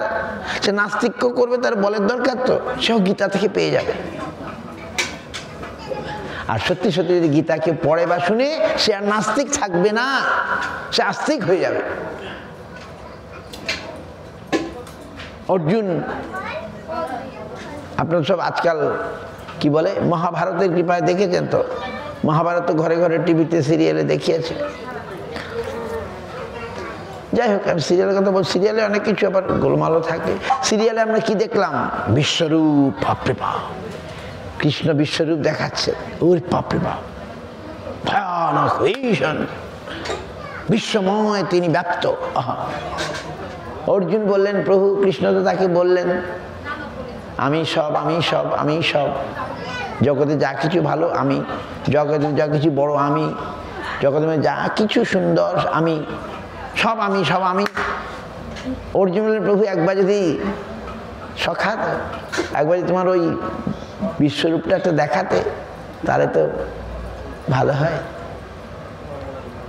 তখন কিছু, ঠিক আছে আমি দেখাবো, কিন্তু এই চোখে দেখতে পাবে না, তোমাকে আমি দিব্যচক্ষু দিচ্ছি, দেখো আমি তোমাকে দিব্যচক্ষু দিচ্ছি। এই চোখে আমরা দেখতে পাই না, আমরা দেখতে পাচ্ছি না, ভগবানকে দেখতে পাচ্ছি আমরা? মোটে পাচ্ছি না। ভগবান যখন আমার চক্ষু দেবেন, তখন আমি ভগবানকে দেখতে পাবো। কিন্তু চক্ষু পাওয়ার ইচ্ছা থাকতে হবে তো। ছানি আছে, এই তো আমি ছানি আছে, আমি ভালো করে বইটাই দেখতে পাচ্ছি না। ছানিটাকে অপারেশন করলে তবে তো আমি ভালো করে দেখবো। অজ্ঞানত ছানি আছে আমার কাছে। সর্বত্র কৃষ্ণের মূর্তি করে ঝলমল, সে দেখিতে পায় যার আঁখি নিরমল। অন্ধীভূত চক্ষু যার, বিষয় ধুলিতে কেমন সে পরতত্ত্ব পাইবে দেখিতে। কৃষ্ণ হচ্ছেন পরতত্ত্ব। পর মানে কি? শ্রেষ্ঠ, শ্রেষ্ঠ তত্ত্ব। আমরা তাকে দেখতে পাচ্ছি না, ছানি পড়ে আছে, ক্যাটারাক্ট পড়ে আছে, তাই দেখতে পাচ্ছি। কিন্তু গুরুদেব যদি ছানি অপারেশন করে দেন, তাহলে আমি তার জ্ঞান উপদেশে सदगुरु पावे भेद बताए, ज्ञान करे उपदेश, कैला के मैला ছেড়ে যত আগ করে প্রবেশ। বুঝতে পারছেন? তুলসীদাস বলছেন রামচরিতমানসে, সদগুরু পাবে ভেদ বাতাবে। যখন যখন আমরা সদগুরু কাছে যাব, ভেদ বাতাইয়ে দেবেন, কোনটা ঠিক কোনটা ঠিক নয়। জ্ঞান উপদেশ দিয়ে, জ্ঞান করে উপদেশ। গুরুপাদ পদ্মে গেলে তিনি জ্ঞান উপদেশ করবেন। প্রণিপাত পরিপ্রশ্ন সেবার দ্বারা সে জ্ঞান আমরা লাভ করবো, এমনি দেবেন না। তার বৃদ্ধি প্রণিপাতেন পরিপ্রশ্ন সেবায়া উপদেক্ষন্তিতে জ্ঞানং জ্ঞানীন তত্ত্বদর্শিন। এই গীতার কথা, ভগবদ গীতা ভেরি ইম্পর্টেন্ট শ্লোক। এই জ্ঞানটা আমরা কি করে পাবো? প্রণিপাত, পরিপ্রশ্ন, পরিমাণে উন্নত প্রশ্ন আর সেবা দ্বারা তাকে সন্তুষ্টি করলে তিনি আমাকে জ্ঞান উপদেশ করবেন। আর কয়লা বছর করলে কি হবে? কয়লাকে ময়লা ছড়ে যাব আগ করে প্রবেশ। কয়লা কখনো সাদা করা যায়? কয়লার রং ছাড়ানো যায়? আমরা এখন কয়লার মতো হয়ে আছি, হাজার ঘষলে ময়লা কালো রং যাবে না। যাবে কি? কিভাবে যাবে? কয়লার রং কিভাবে পাল্টানো যাবে? যে আগ করে প্রবেশ। আমরা যদি আগুনের মধ্যে ফেলে দিই, কয়লা আর কালো থাকবে না। থাকবে কি? কয়লা তখন লাল হয়ে যাবে। বাপ, কয়লাকে ময়লা ছেড়ে যাবে আগ করে প্রবেশ। আগ মানে আগুন। তেমনি আমরা কয়লার মতো ময়লা হয়ে আছি। সদ্গুরুর কৃপাতে জ্ঞানের রূপ আগুনের দ্বারা আমাদের কয়লার রূপী ময়লা নষ্ট হয়ে যেতে পারে, আমরা সুন্দর হয়ে যেতে পারি, যে আগ করে প্রবেশ। ঠিক আছে? যাই হোক, গীতার কথা বলবো। গীতার কথা বলতে গিয়ে গীতার 4টা শ্লোকের কথা বলি।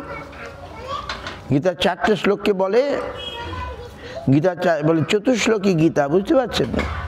Very important. 4টে শ্লোক গীতার। অনেক শ্লোক আছে। কত শ্লোক আছে?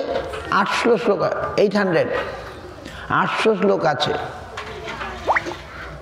এগুলো নিত্য পড়া দরকার। অনেক ভক্ত আছে গোটা গীতা মুখস্থ, গোটা গীতা মুখস্থ বলে দেয়, আমাদের দেখেছি আছে যারা এই জিনিস চর্চা করে।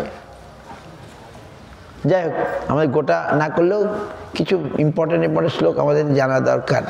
এবারে আমি 4টা শ্লোক বলবো, যে 4টা শ্লোক গীতাকে চতুশ্লোকী গীতা বলে। ভাগবতমে আছে চতুশ্লোকী ভাগবতম। গীতায় 4টা ভেরি ইম্পর্টেন্ট শ্লোক এবং চতুশ্লোকী কি 10ম অধ্যায় গীতার, তার 8 নম্বর, 9 নম্বর, 10 নম্বর, 11 নম্বর। 8 নম্বর শ্লোক কি? অহং সর্বস্ব প্রভব মত্ত সর্বং প্রবর্ততে ইতি মত্তা ভজন্তে মাং বুধা ভাব সমন্বিতা। কৃষ্ণ নিজে বলছেন অহং সর্বস্ব প্রভব, আমি সমস্ত কিছুর মধ্যে আছি, আমার থেকে সবকিছু প্রবর্তিত হচ্ছে। মত্ত সর্বং প্রবর্তিত ইতিমত্তা, ইহা জানিয়া ভজতে মাং বুধা, বুধা মানে পণ্ডিতগণ, বুদ্ধিমানগণ আমাকে ভজনা করেন ভাব সমন্বিতা, ভাবভক্তি সহকারে। সকলে করে না, যারা বুদ্ধিমান তারা ভক্তি ভাবের দ্বারা আমাদের এই কৃষ্ণের আরাধনা করেন। কৃষ্ণ নিজেই বলছেন অহং সর্বস্ব, আমি সমস্ত মধ্যে সমস্ত কিছু পেয়ে আছি, আমার থেকে সব কিছু হচ্ছে। এটা জেনে বুদ্ধিমানগণ আমার ভজনা করেন ভাব সমন্বিতা, ভাবভক্তি সহকারে, অনুরাগের সঙ্গে, প্রীতির সঙ্গে। এই 1 নম্বর শ্লোক। 2 নম্বর তেষাং শতযুক্তানাং ভজতাং প্রীতিপূর্বকম। আগে বললাম যারা প্রীতি সহকারে আমার ভজনা করে, আমি তাদেরকে বুদ্ধি দিয়ে দিই, আমার দিকে 1 পা এগিয়ে আসছে, আমি তার দিকে 10 পা এগিয়ে যাই। তখন যেন মাম উপজান্তিতে, আমাকে তারা অতি আপন করে পেতে পারে, ঘনিষ্ঠ করে পেতে পারে। বাহ, গুরুপাদ ব্রহ্ম এটা বলেছেন এর ব্যাখ্যা। উপজান্তি মানে ভগবানকে আপন করে পাওয়া যায়, কাছে পাওয়া যায়, এইরকম সম্ভাবনা আছে, ভগবান নিজেই বলছেন। এই 2 নম্বর। আর 3 নম্বর মচ্চিত্তা মদ্গত প্রাণা বুধন্ত পরস্পরম কতজমা নিত্যং তুষ্যন্তি চ রমন্তি চ। মচ্চিত্তা মদ্গত প্রাণা, যারা আমাকে ভালোবাসে, আমার ছাড়া কিছু জানে না, মদ্গত প্রাণা, বুধন্ত পরস্পর, তারা পরস্পরের সঙ্গে আমার কথারই আলোচনা করে, আদান প্রদান করে। বুধন্ত পরস্পর কতজমা নিত্যং, তারা কি করে?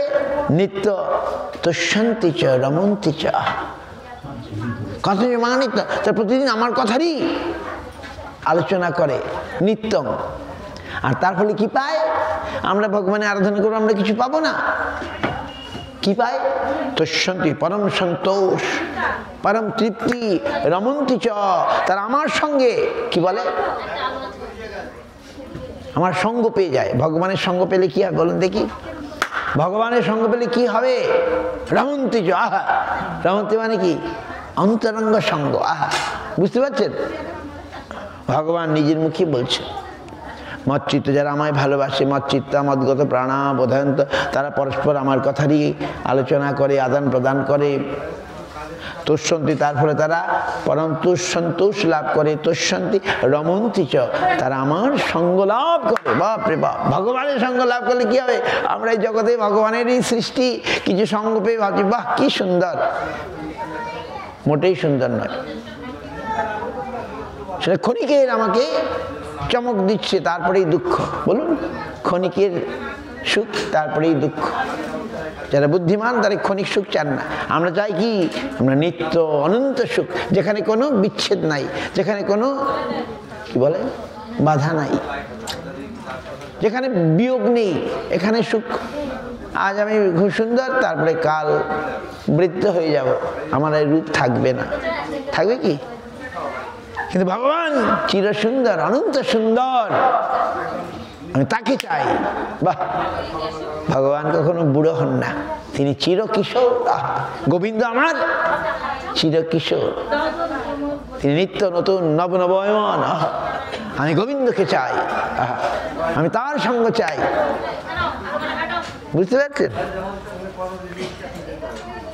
তেষাম অনুকম্পার্থং নাশম জ্ঞানদীপেন ভাষ্য তেষাম অনুকম্পার্থ নাশম আত্মজ্ঞানদীপেন ভাষ্যতা। ভগবান অনুকম্পা তা কৃপা করে আমাদের সব অজ্ঞানতা দূর করে দেন জ্ঞানদীপের সাহায্যে। জ্ঞানদীপেন ভাষ্যতা, আমাদের অজ্ঞান তম সব দূর করে দেন। সেই গীতার এই 4টে শ্লোক আপনারা শুনবেন, পড়বেন, বুঝবেন। ভগবান এইরকম আরো সুন্দর সুন্দর শ্লোক আছে। গীতার প্রথমেই শরণাগতির কথা বলা আছে, লাস্টেও। গীতা মানে কি? শরণাগতি। শরণাগত হও, তাহলে তুমি রক্ষা পাবে। গীতায় কি বললেন? তামেব শরণং গচ্ছ সর্বভাবেন ভারত তৎপ্রসাদাৎ পরাং শান্তিং স্থানং প্রাপ্স্যসি শাশ্বতম। হে অর্জুন, তুমি সর্বতভাবে আমার শরণ নাও। কার শরণ? গোবিন্দ বলছেন তুমি আমার শরণ নাও, তাহলে তার আমার প্রসাদের কি পাবে? পরাশান্তি। পরাশান্তি মানে শ্রেষ্ঠ শান্তি পাবে। আর কি পাবে? স্থানম প্রাপ্স্য শাশ্বতম, নিত্য স্থান পাবে, যেখানে মৃত্যু নাই, যেখানে ব্যাধি নাই, যেখানে জরা নাই, এইরকম একটা স্থান। আমার ঘর স্বরূপে সবার হয় গোলকেতে স্থিতি। কখন কিভাবে পাবো?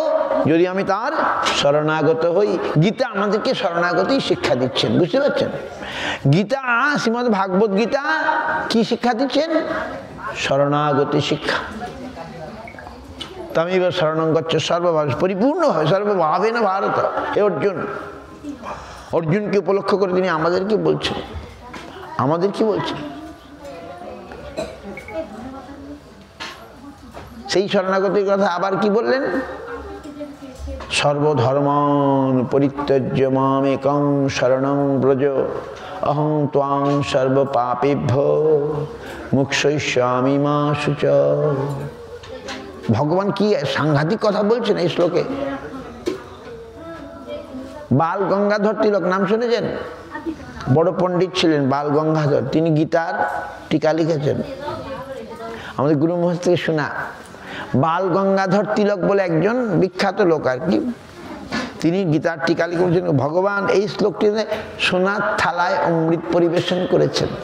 In India, there is a famous person called Bal Gangadhar Tilak. He wrote the commentary of Bhagavad Gita. And about this slok, Sarvadharman slok, he saw Sonar Thalai Amrit. Bhagavad Gita is like a plate of golden plate. Bhagavad Gita is a Sonar Thala. And this slok is like a nectar. সোনার থালায় অমৃত পরিবেশন করেছেন ভগবান। এত সুন্দর আমাদেরকে পথ দেখিয়ে দিলেন। আমরা তো পথ খুঁজে পাচ্ছি না, কোন দিকে যাব? কেউ বলে দেবীর পূজা করো, কেউ দেবতার পূজা করো, কেউ বলে যজ্ঞ করো, কেউ বলে ধ্যান করো, কেউ তপস্যা করো। আমরা তো বিভ্রান্ত, ধর্মের জগৎ যেন একটা জড়িয়ে পড়েছে। তাই ভগবান সমস্ত কিছু নিরসন করে আমাদের পথ দেখিয়ে দিলেন। সর্বধর্মান পরিত্যাজ্য। ওরে বাপরে বাপ, লোকে অধর্ম ত্যাগ করতে বলে, ভগবান বলছে ধর্ম পরিত্যাগ করো নাকি? লোকে বলে অধর্ম ত্যাগ করো, আজ কৃষ্ণ বলছেন ধর্ম ত্যাগ করো। কোন ধর্ম? আমি যে সমস্ত ধর্মের কথা বলেছি, তুমি যে সমস্ত তোমার কর্তব্য বলে মনে করছো, ডিউটি বলে মনে করছো, আমারই বলা, ওইগুলো তুমি ছেড়ে দাও, দিয়ে আমার মাম একং, শুধু আমার শরণাগত হও। একং শরণং ব্রজ, মাম একং শরণং ব্রজ, একা আমার শরণত। অহং তাং সর্ব পাপেভ্য, আমি তোমাকে সর্বপাপ থেকে মোক্ষয়িষ্যামি মা শুচা, তোমায় মুক্তি দান করব। ভগবান নিজের মুখে বলেছেন, তার গল্প নয়, সত্যি। আপনি পরীক্ষা করে দেখুন। সর্বতঃ গোবিন্দের শরণ নিন, দেখুন গোবিন্দ আপনাকে সাহায্য করছে কি করছে না। দক্ষিণ ভারতে সত্যি গল্প ঘটনা, গীতার প্রসঙ্গ তো বলবো, আপনারা সকলে জানেন তবু বলবো। এক ব্রাহ্মণ অত লেখাপড়া জানে না। গুরুদেব বললেন, বাবা তুমি প্রতিদিন গীতা পড়বে, যাও। সে শ্রীরঙ্গম, জায়গার নাম শ্রীরঙ্গম, সে প্রতিদিন গীতা পড়ে, গুরুদেব বলে দিয়েছেন। ওই তো আর কদিন পরে 7 তারিখে আমাদের কলকাতার ব্রিগেড প্যারেড গ্রাউন্ডে লক্ষ কণ্ঠে গীতা পাঠ হবে। কদিন আগে দেখলাম উডুপি, দক্ষিণ ভারত, উডুপিতে এরকম লক্ষ কণ্ঠে গীতা পাঠ হয়েছে, এ কদিন আগের ঘটনা। আমরা দেখলাম, আমাদের মোদিজিও সেখানে গেছেন এই 4-5 দিন আগে, লক্ষ কণ্ঠে গীতা পাঠ। আবার আমাদের ব্রিগেড প্যারেড গ্রাউন্ডে 7 তারিখে হবে। ওকে, ভালো। আমরা কোনো রাজনীতির মধ্যে থাকতে চাই না, আমরা ভগবানের সেবা করতে চাই, যারা ভগবানকে ভালোবাসে তাদের সঙ্গ করতে চাই। তো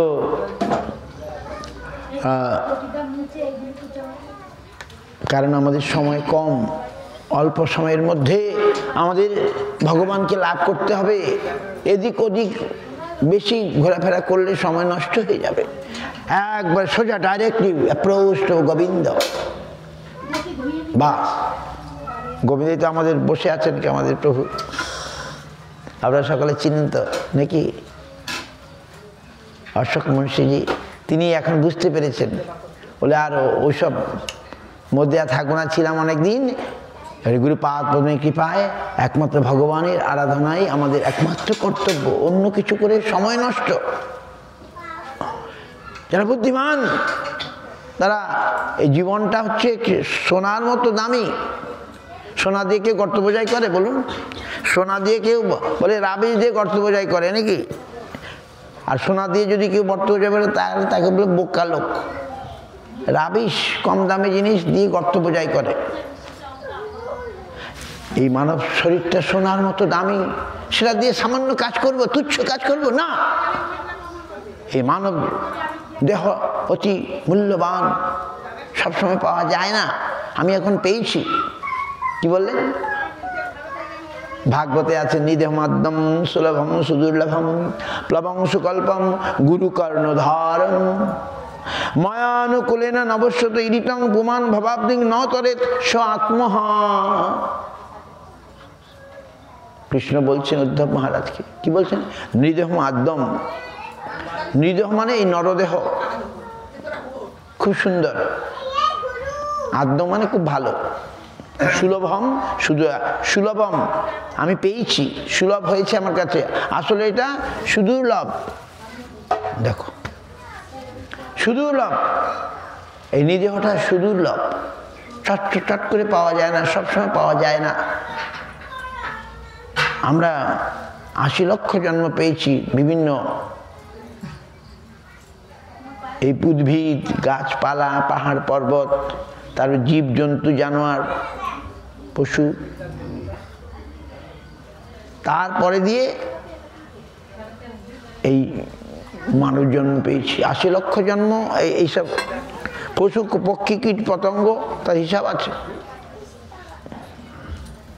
20 লক্ষ গাছপালা, স্থাবরের লক্ষ বেরিয়েছে।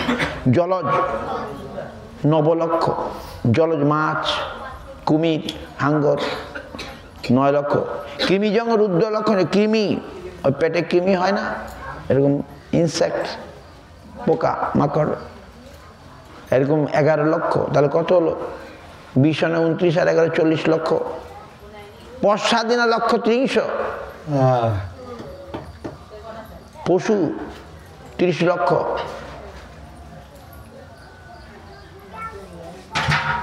আর 9 লক্ষ পাখি, পাখি রূপে 9 লক্ষ, 80 লক্ষ হয়ে গেল। কৃমিজন, হ্যাঁ 20 আর 30, বা স্থাবর জলজং 9 লক্ষ কম, কৃমিজং রুদ্র লক্ষ 11 বৎসর, এরকম 80 লক্ষ। আমাদের হিসাব করলে 80 লক্ষ হয়ে গেল। তারপরে আমরা আমাদের কর্ম অনুসারে বন মানুষও হয়েছে। আমরা বন মানুষ, বোঝেন? মানুষ হয়েছে বটে, কিন্তু সভ্য হয় নাই। বন মানুষ বলে, মানুষের মতো কাপড় চোপড় পরে না, বনে থাকে, বন মানুষ। তারপরে আস্তে আস্তে আমরা সভ্য মানুষ হই, সভ্য মানুষটাই যথেষ্ট না, যত সময় সে ভক্ত না হচ্ছে সে সম্পূর্ণ সভ্য হয় নাই বলতে হবে। লোকে বলবে বাপরে বাপ মহারাজ কি বলছেন, আমি বলছি না, শাস্ত্র বলছে। যত সময় ভগবানকে না জানি, ভগবানের সম্বন্ধ জ্ঞান হয় নাই, তত সময় আমি পরিপূর্ণ ভদ্র মানুষ হই নাই, অভদ্রতাই রয়ে গেছে। প্রকৃত জ্ঞানের উন্মেষ হয় নাই। ভগবানের সঙ্গে সম্বন্ধ না হলে প্রকৃত জ্ঞানের উন্মেষ হয় না, হবে না। স্কুল কলেজ ইউনিভার্সিটিতে এগুলো দেয় না, সেগুলো গুরুকুলে যেতে হবে, সদ্গুরু পাদ পদ্মে যেতে হবে, পরমার্থিক স্কুলে ভর্তি হতে হবে। তাহলে প্রকৃত যে ভগবত তত্ত্ব জ্ঞান এগুলো যখন শুনবো তখন আমরা সব করে মানুষ হব। তো নিদম আদ্যম সুলভম সুদুর্লভম প্লবং, প্লবং মানে একটা নৌকা, মানব দেহটা একটা নৌকার মতো সুকল্পম, খুব ভালোভাবে গঠিত। আর গুরু কর্ণধারম, গুরু হচ্ছে নৌকার মাঝি। মায়া অনুকূলে নবশত ইরিতং,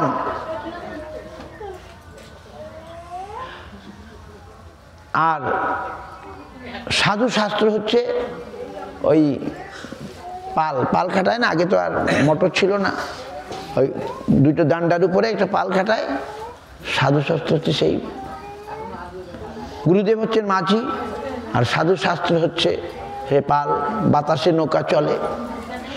মায়া অনুকূলে না, আমার অনুকূল এই সমস্ত জিনিস, গুরু সাধু এদের অনুকূলে বস্তুকে নিয়ে যারা এই সংসার সমুদ্র অতিক্রম না করে তারা আত্মহত্যা করে, সুইসাইড করে। বুঝতে পারছেন? ভাগবতে বলছে, কৃষ্ণ বলছেন, উদ্ধব মহারাজকে উপদেশ দিচ্ছেন। অর্জুনকে যেমন উপদেশ দিয়েছেন, উদ্ধব মহারাজকেও ভগবান খুব সুন্দর উপদেশ দিয়েছেন। এই উপদেশ আপনারা ভাগবত থেকে আমাদের শুনতে হবে। এটি একটি বিশেষ উপদেশ, বিশেষ লোক যারা এই সংসার সমুদ্র অতিক্রম না করে তারা আত্মঘাতী হয়ে যায়। বাপরে, আত্মঘাতী খুব খারাপ জিনিস, জানেন তো? যারা সুইসাইড করে না তাদের মুক্তি হয় না। যত ইয়ে করা যায়, শ্রাদ্ধ টাদ্ধ করলে সহজে মুক্তি হয় না। শ্রাদ্ধ টাদ্ধ করেও ওদের মুক্তি হয় না। শ্রাদ্ধ আমরা কেন করি? ওই আত্মার কল্যাণের জন্য। যেমন আজকে আমরা এখানে করছি, এরকম একটা হয়েছিল গোকর্ণ আর ধুন্ধুকারী, জানেন তো ঘটনা? আপনার ভাগবত সপ্তাহ হয়তো ভাগবত কথা হয় এদিকে, প্রায় ভাগবত কথায় প্রথম দিনে এই কথা বলবে, গোকর্ণ আর ধুন্ধুকারীর কথা। ধুন্ধুকারী খুব খারাপ ছিল, আর গোকর্ণ তারই ভাই, সে খুব ভালো ছিল। সংক্ষেপে বলবো, সত্যি ঘটনা এগুলো। গোকর্ণ এমন পাপ কাজ নাই যে তার মাটাও খারাপ ছিল। তার মা ধুন্দুলি বুঝো তার নাম, মায়ের নাম নাকি। আর গোকর্ণের পিতা একজন ব্রাহ্মণ, কি নাম? সে ব্রাহ্মণ, তার পুত্র ছিল না। তার মনে বড় দুঃখ, আমার পুত্র নাই। সে সাধুর কাছে গেল, গিয়ে খালি কান্নাকাটি করছে। সাধু খুব পাওয়ারফুল। সে তখন সে বলে, প্রভু আমাকে একটা পুত্র দিন, পুত্র না হলে লোকে আমাকে ঘেন্না করে, যার পুত্র নাই তাকে ঘেন্না করে। সাধু বুঝালেন, দেখো এই পুত্র হলে যদি পুত্র তোমার কথা না শুনে সেটা আরো বেশি দুঃখকর হবে। পুত্র নাই সেটা ভালো, যদি কুপুত্র জন্ম নেয় সে পিতার আরো বেশি দুঃখ। ও বলে ওসব বুঝি না, আমার পুত্র চাই। এখন সাধু তো দয়ালু, ঠিক আছে পুত্র পাবে, এই নাও, এই একটা ফল দিয়ে দিলাম, তোমার স্ত্রীকে খাওয়াবে।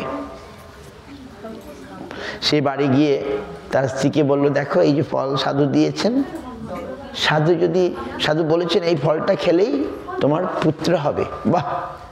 স্ত্রী কি করলো, তার যে বোনটা ভালো ছিল না, সে বোনের কাছে গিয়ে পরামর্শ করতে গেল, দেখো এটা কি করবো, সত্যি আমার স্বামী এই ফলটা নিয়ে এসছে, ফলটা খেলে আমার পুত্র হবে, ফলটা খাবো কি? আর ওর বোনটা ভালো ছিল না, অসৎ, দুঃসঙ্গ করলে আমাদের সর্বনাশ হয়ে যায়। বোনটা বলল, দেখো এই পুত্র লাভ করা মানে খুব কষ্টকর, 10 দিন 10 মাস নাকি 10 মাস 10 দিন কত কষ্ট করে থাকতে হবে, চোর ডাকাত আসলে পালাতে পারবে না, এইরকম অবস্থা হয়ে যাবে নাকি? এরকম উল্টা পাল্টা বোঝালো। দরকার নাই, আমার একটা পুত্র আছে, সেটাই তোমাকে দিয়ে দেবো, তুমি আমাকে কিছু টাকা পয়সা দাও। বলে এই ফলটা কি করব? আমার যে পুত্রটা আছে সেটা তোমায় দিয়ে দেব, আর এই পুত্রটাত্র নেওয়া বহুত কষ্ট, তুমি ওই ঝামেলা যেও না। ফলটা পর্যন্ত কি করবো? বলে গরুটাকে খাইয়ে দাও। গরুটাকে ফলটা খাইয়ে দিল, আর ওর যে পুত্রটা নিয়ে আসলো ওকে তার বিনিময়ে কিছু টাকা দিল। ওর দুষ্ট পুত্রটাকে, সে দুষ্ট তো, তার ঘরে দুষ্টরই জন্ম হয়েছে, ওর নাম ধুন্ধুকারী। আর নিয়ে আসলো, তখন এদিকে ব্রাহ্মণ ভাবতে যাক পুত্র হয়ে গেছে। আর ওই গরুটা এরকম কিছুদিন পরে ও সেই সময় মতো নিয়ে এসেছিল, গরুটা একটি সন্তান জন্ম দিল। ফলটা খাওয়ার ফলে গরুটা তার সবটাই মানুষের মতো, কিন্তু কানটা গরুর মতো, নাম হয়ে গেল গোকর্ণ। সে গোকর্ণ খুব ভালো, ধর্মপরায়ণ, ভক্তিমান, ক্রমে ক্রমে বাড়তে লাগলো। আর সেই ধুন্ধুকারী মহাবদ, তার মতো বদার নাই। ছেলেদের সঙ্গে ঝগড়া করে খেলতে করে ওদের কুয়ার মধ্যে ফেলে দেয়। পাড়ার ছেলে পেলেদের সঙ্গে খেলা করতে করতে করতে ওদের সঙ্গে ঝগড়া লেগে তাদেরকে মেরে ফেলে দেয়, কুয়ার মধ্যে ফেলে দেয়। এইরকম মহাভয়ানক পুত্র, এত দুষ্ট পুত্র। আর তার পিতার এখন আর দুঃখের শেষ নাই। সেবার 5 টাকা বিয়ে করলো, বেশ্যা নিয়ে ঘর করতে আরম্ভ করলো, আর চুরি ডাকাতি এসব করতে আরম্ভ করলো। এখন বেশ্যারা তো দেখছে বা খুব ভালো, চুরি ডাকাতি করে সোনা দানা সব নিয়ে আসছে। তখন একদিন ভাবলো, দেখো একে ধরতে এসে, এ চুরি করছে, একদিন ধরতে আসবে পুলিশ আর আমাদেরকেও ধরবে, বরঞ্চ আজ একে মেরে দিয়ে যা আছে সম্পত্তি আমরা নিয়ে নিই। বেশ্যাগুলো ওই ধুন্ধুকারী কেটে টুকরো টুকরো বেঁধে কেটে টুকরো টুকরো কুয়ার মধ্যে ফেলে দিল, আর ওরা সব সম্পত্তি নিয়ে চলে গেল। আর সে মুক্তি পেল না, সে প্রেতাত্মা হয়ে গেল। প্রেতাত্মা হয়ে ঘুরছে। প্রেতাত্মার খুব কষ্ট, ওরা মানে তার দেহ নাই, সে এক জায়গায় থাকতে পারে না। প্রেতাত্মা যারা হয় তাদের বেশি কষ্ট, প্রেতাত্মা মুক্ত হয় না। তখন প্রেতাত্মা কি করা যায়, শ্রাদ্ধ টাদ্ধ করেও তার যেন ইয়ে হচ্ছে না। তখন কোন সাধু বলল, তুমি ভাগবত কথা আয়োজন করো। ভাগবত কথার দ্বারা যে প্রেতাত্মাটা, যদি সে প্রেতাত্মা এসে গোকর্ণ ভাইকে, ভাইটা তো ভালো, তার দুঃখের কথা জানে, বাবা ভাই দেখো আমি কত কষ্ট পাচ্ছি, আমাকে তুমি একটু নিস্তার করো, রক্ষা করো, আমাকে মুক্তি দাও, আমি প্রেতজনী লাভ করেছি। তখন সে তো ভালো ছিল গোকর্ণ, সে ভাগবতের আয়োজন করলো গ্রামবাসীকে নিয়ে, বলে ভাগবত আলোচনা হবে। গ্রামবাসী সব আসলো, আর ওই প্রেতাত্মা ভাইকেও নিয়ে আসলো। সে আর এক জায়গায় টিকতে পারছে না, তখন একটা বাঁশের ভিতরে তাকে ঢুকিয়ে দিল। বাঁশের ভিতরে থেকে সে 1 দিন 2 দিন করে 7 দিন। আর যেই দিন বাঁশ ভাগবত শুনছে, প্রথম দিনে বাঁশের একটা গাঁট ফেটে একটু উপরে উঠছে, আবার দ্বিতীয় দিনে আবার একটা গাঁট ফেটে উপরে উঠছে। এই করে 7 দিন ভাগবত শুনে, ভগবানের কথা শুনে তার প্রেত যৌনি থেকে মুক্তি হয়ে গেল। প্রেতাত্মা দেহ থেকে মুক্ত হয়ে সে ভগবানের পার্শ্বদ হয়ে গেল, ভগবানের ধামে চলে গেল। হরি বল।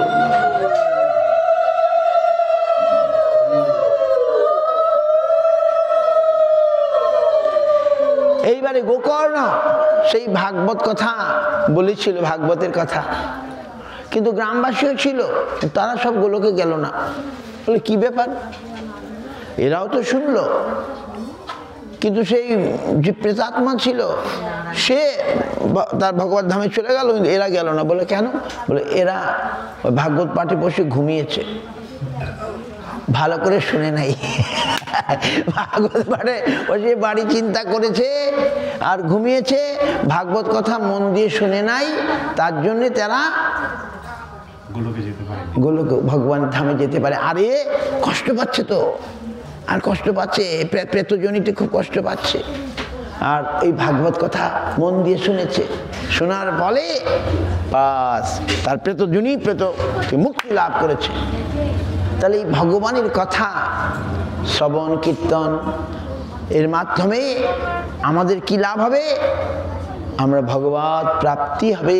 ভগবত প্রাপ্তি মানে ভগবানের সেবা প্রাপ্তি হবে, আর সেবার মধ্যেই আমরা তখন আনন্দ পাবো। বাহ, সেই ভগবানের সেই সেবায় আমাদের থাকতে হবে নাকি? তো আজকে আমাদের ঘোষ মহাশয় তিনি আমাকে ডেকেছেন, একাদশী দিন, বিশেষ দিন। আমি একাকী থাকলে আমার ঘুম পায়, এই আজ আপনাদের সঙ্গে আছি, আমার ঘুম পাচ্ছে না। তো আজ ভগবানের কথা আমরা শুনি। কত কথা আমি এখানে নিয়ে এসেছি, এখানে সব ভাগবতের কথা আছে, প্রভুপাদ বলেছেন উপখ্যান উপদেশ।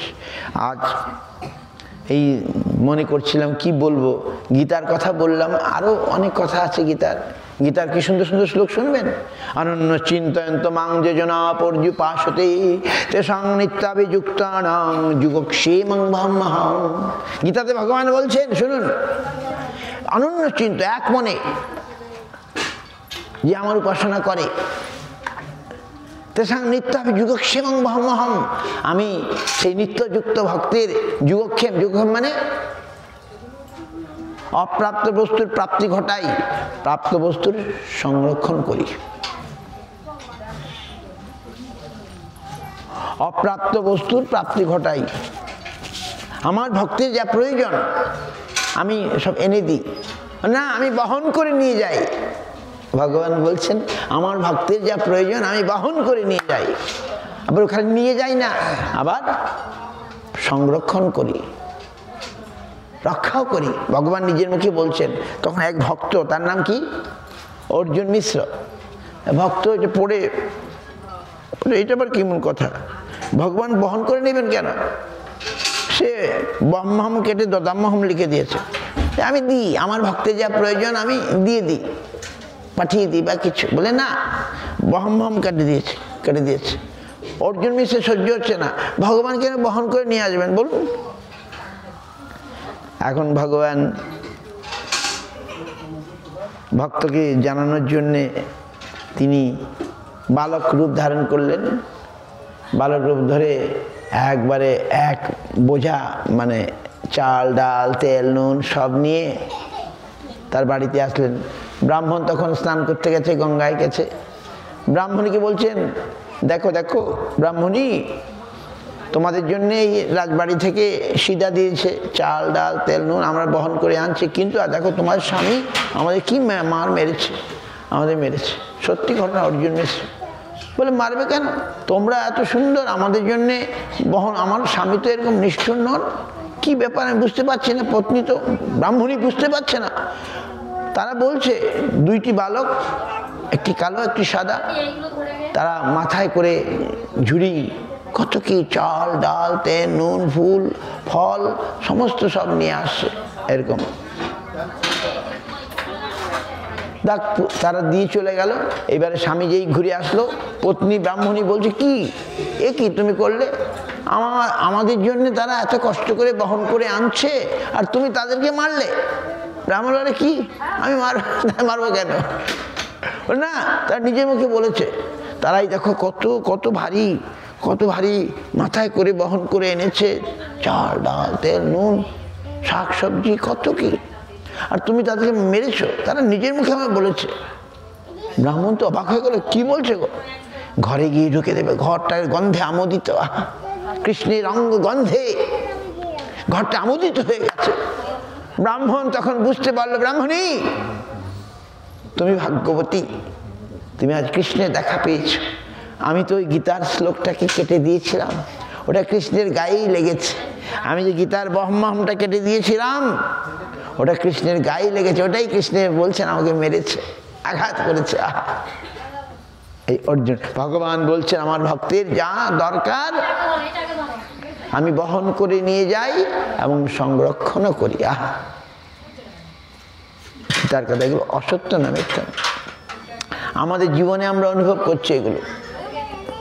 আমাদের জীবনে আমি তো যখন গুরু মহারাজের মঠে আসলাম তখন দেখতাম, বাপরে বাপ, মঠে তো কোনো ইনকাম নাই, মাসিক একটা টাকা আসবে এমন কোনো ইনকাম আছে? ভক্তরা দিলে আসবে, ভক্ত মানে ভগবান দিলে হয় নাকি? ওখানে প্রতিদিন 100 লোক প্রসাদ পায় মঠে, আর 50টা গরু আছে, কত খরচা বুঝতে পারছেন? প্রেস আছে, ছাপাখানা আছে, কত ঘর বাড়ি, কত ইলেকট্রিক বিল আসে, কত কি কত সব চলে যাচ্ছে। আমি তখন ভাবতাম কি করে চলে। ভগবান দিচ্ছেন গুরুপাদ পদ্মের। আমরা তো ভক্ত হইনি, তবু ভগবান সাহায্য করছেন, এটা বলতে কোনো আপত্তি নাই। আমি এখনো ভক্ত হই নাই, তবু ভগবান আমাদের সাহায্য করছে। আমাদের আপনাদের সকলকে ভগবান সাহায্য করছে। বাপরে বাপ, ভগবানের সাহায্য না আমরা এক সেকেন্ড আমরা বেঁচে থাকবো না এখানে, ভগবান যদি আমরা সাহায্য না করেন। দেখুন তার বাতাস মানে অক্সিজেন কে দিচ্ছেন বলুন? ভগবান দিচ্ছেন অক্সিজেন, আমরা নিচ্ছি তবে তো বেঁচে আছি বলুন। ভগবানের জল, ভগবানের বাতাস, ভগবানের আলো সব তিনি দিচ্ছেন, সব তিনি দিচ্ছেন। অথচ 1 পয়সা বিল আমরা মেটাই না। তখন ট্যাক্স দিই বলুন, এই বাড়িতে লাইট জ্বালাচ্ছি, বিল মিটে মাসে মাসে এখন আসবে, আগে 3 মাসে আসতো, এখন মাসে মাসে আসবে বিল। আমার বিল দিতেই হবে, নাহলে লাইন কেটে দেবে বলুন। ইলেকট্রিক বিল না দিলে আর তাদের মর্জি মতো যা কিছু বসিয়ে দেবে, আমরা দিতে বাধ্য। ওই তো আমাদের গতবারে বললাম এত বিল দিয়েছেন কেন, বললাম ঠিকই আছে, কিছু বলার নাই, মনোপলি বিজনেস, একচেটিয়া। ইলেকট্রিসিটি কোম্পানি একমাত্র তারাই, দ্বিতীয় ইলেকট্রিসিটি কোম্পানি নাই, একটাই কোম্পানি। এবার যা খুশি তারা বিল আমাদের কেটে নেবে। আর অথচ ভগবান আমাকে সূর্য দিয়ে কত আলো দিচ্ছেন, আমরা ক পয়সা বিল দিই তাকে। ভগবানের যে আলো নিচ্ছি, ভগবান থেকে আলো পাচ্ছি বলুন, আমরা ক পয়সা ভগবানকে বিল মেটাচ্ছি। ভগবান দিল একটু নকুলদানা বাতাসা বাস, আমরা ভালো ভালো খাবো, ছানা ডালনা পুষ্পান্ন, আর ভগবানে নকুল বাতাসা। সেটা আবার কোনদিন ভুল হয়ে যায়। ভগবানের সব কিছু ভগবানকে দিতে হবে, সব তিনি আমায় দিচ্ছেন বলুন। তার আকাশ তব ভয়ে বায়ু বয়, চন্দ্র সূর্য সমুদয়, শশ নিয়মিত কার্য করে। তোমার ভয়ে বায়ু বইছে, চন্দ্র সূর্য আলো দিচ্ছে, আহা, শশ নিয়মিত কার্য করে। ভগবানের অর্ডারে তারা সব কাজ করে। আমরা ভগবানকে 1 পয়সা বিল মেটাই না, এর জন্য আমরা চির ঋণী হয়ে আছি। ভগবানের কাছে আমরা সকলে ঋণী হয়েছি। অত সহজে ছাড় পাবো ভাবার কোনো কথা নাই। আমরা ঋণ করলাম, ঋণ মেটাতে হবে।